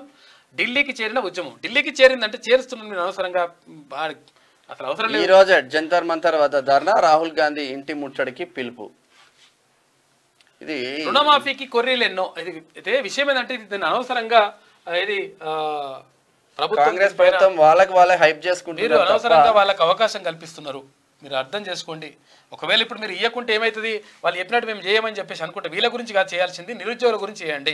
వాళ్ళు చెప్పినట్టు మేము చేయవద్దు అనుకుంటే మాత్రం, ఎందుకు చేయాలనుకుంటే మాత్రం వాళ్ళకి చెప్పినట్టు చేయకండి. అసలు యాక్చువల్ నిరుద్యోగుల గురించి ఆలోచించండి. పాపం వాళ్ళు బాధపడుతున్నారు, గోసపడుతున్నారు. వాళ్ళ గురించి ఆలోచించండి 100%. ఎందుకంటే వీళ్ళ గురించి మీరు ఆలోచిస్తే మాత్రం నిరుద్యోగులు నష్టపోతారు. ప్రభుత్వంలో నిరుద్యోగి, ఉదయం సచివాలయం, సాయంత్రం సిటీ సెంట్రల్ లైబ్రరీ, ఉద్యోగార్థుల నిరసనలతో ఉద్రిక్తత. వాస్తవం ఇది, ఉన్న వాస్తవాలు చెప్పుకోవాలి మనం కూడా. రుణమాఫీకి కొర్రీలు ఎన్నో. రేషన్ కార్డు ఆధారంగా కుటుంబం గుర్తింపు, ఆ కుటుంబంలో రైతు బంధు. అయితే మేమేమంటుందంటే, నేను రేషన్ కార్డులో ఇవ్వలేదు కదా, ఎట్లా గుర్తిస్తావని అంటుందన్నట్టు ఈమె. అంతే కదా, కేసీఆర్ ఉన్నప్పుడు రేషన్ కార్డు ఇవ్వలే కానీ ఇక రైతుల వలపోత వదిలి వడపోత పైన దృష్టి అని మార్గదర్శకాల పేరుతో మభ్యపెట్టే యత్నం. ప్రతి రైతుకు భరోసా ఇవ్వాల్సిందే, ఎకరాలతో సంబంధం లేకుండా అమలు చేయాలి. ఇద్దరు చెట్లకు గుట్టలకు ఇట్లే అంటే మంచిగా ఉంటుండే. ప్రజాప్రతినిధుల హక్కుల్ని కాలరాస్తున్న సర్కార్ అని చెప్పేసి, నేను బతికే ఉన్నా చచ్చిపోయానని ఈ సర్కారు అంటున్నది. అందుకే పింఛన్ ఇస్తలేరు, పింఛన్ ఇస్తలేరంటే మరి ఇప్పుడు అప్పటి నుంచి ఏం చేసిన ఇప్పుడు కేసీఆర్ సర్కారులే. ఆమె ఇప్పటికిప్పుడు ఆమెకు 57 ఏళ్ళు నిండలేవు కదా, ముందే ఉన్నాయి కదా. ఓడిన అభ్యర్థి వేదనపై ప్రజలెన్నుకున్న ఎమ్మెల్యే నేలపై అంట. ఓడిన ఆమె పైన సిట్టింగ్ ఎమ్మెల్యే కింద అంటే ప్రోటోకాల్ పాటించట్లేదు. ఇంజనీరింగ్ ఫీజు మరింత వారంలో పెంపుదలపై నోటిఫికేషన్. ఓటర్ జాబితా ఆధారంగా బీసీ గణన, మరి రిజర్వేషన్ పై యాక్షన్ ప్లాన్. పెన్షనర్ల పోరుబాట, కలెక్టరేట్ల ఎదుట నల్ల బ్యాడ్జీలతో బీసీ రిజర్వేషన్లపై యాక్షన్ ప్లాన్. కులగణన ఆధారంగా ఎన్నికలకు వెళ్తే ఎట్లా ఉంటది, అది తేల్చేందుకు ఎంత సమయం తీసుకుంటారు అని చెప్పేసి పంచాయతీ ఎన్నికలపై అధికారులతో ముఖ్యమంత్రి మాట్లాడిండు. క్లియర్గా ఈ విషయం అంటే మీరు ఎవడో బీఆర్ఎస్ల గురించో ఎవరి గురించో కాదు, నిరుద్యోగుల గురించి ఆలోచించండి దయచేసి. అక్కడ వాళ్ళ పట్ల సానుకూల బీఆర్ఎస్ వాళ్ళు ఉండొచ్చు, కానీ నిరుద్యోగుల కోసం ఆలోచించండి. తర్వాత ఇక్కడ కులగణన పైన సంబంధించి కూడా ప్రత్యేకంగా దృష్టి సారించింది రాష్ట్ర ప్రభుత్వం.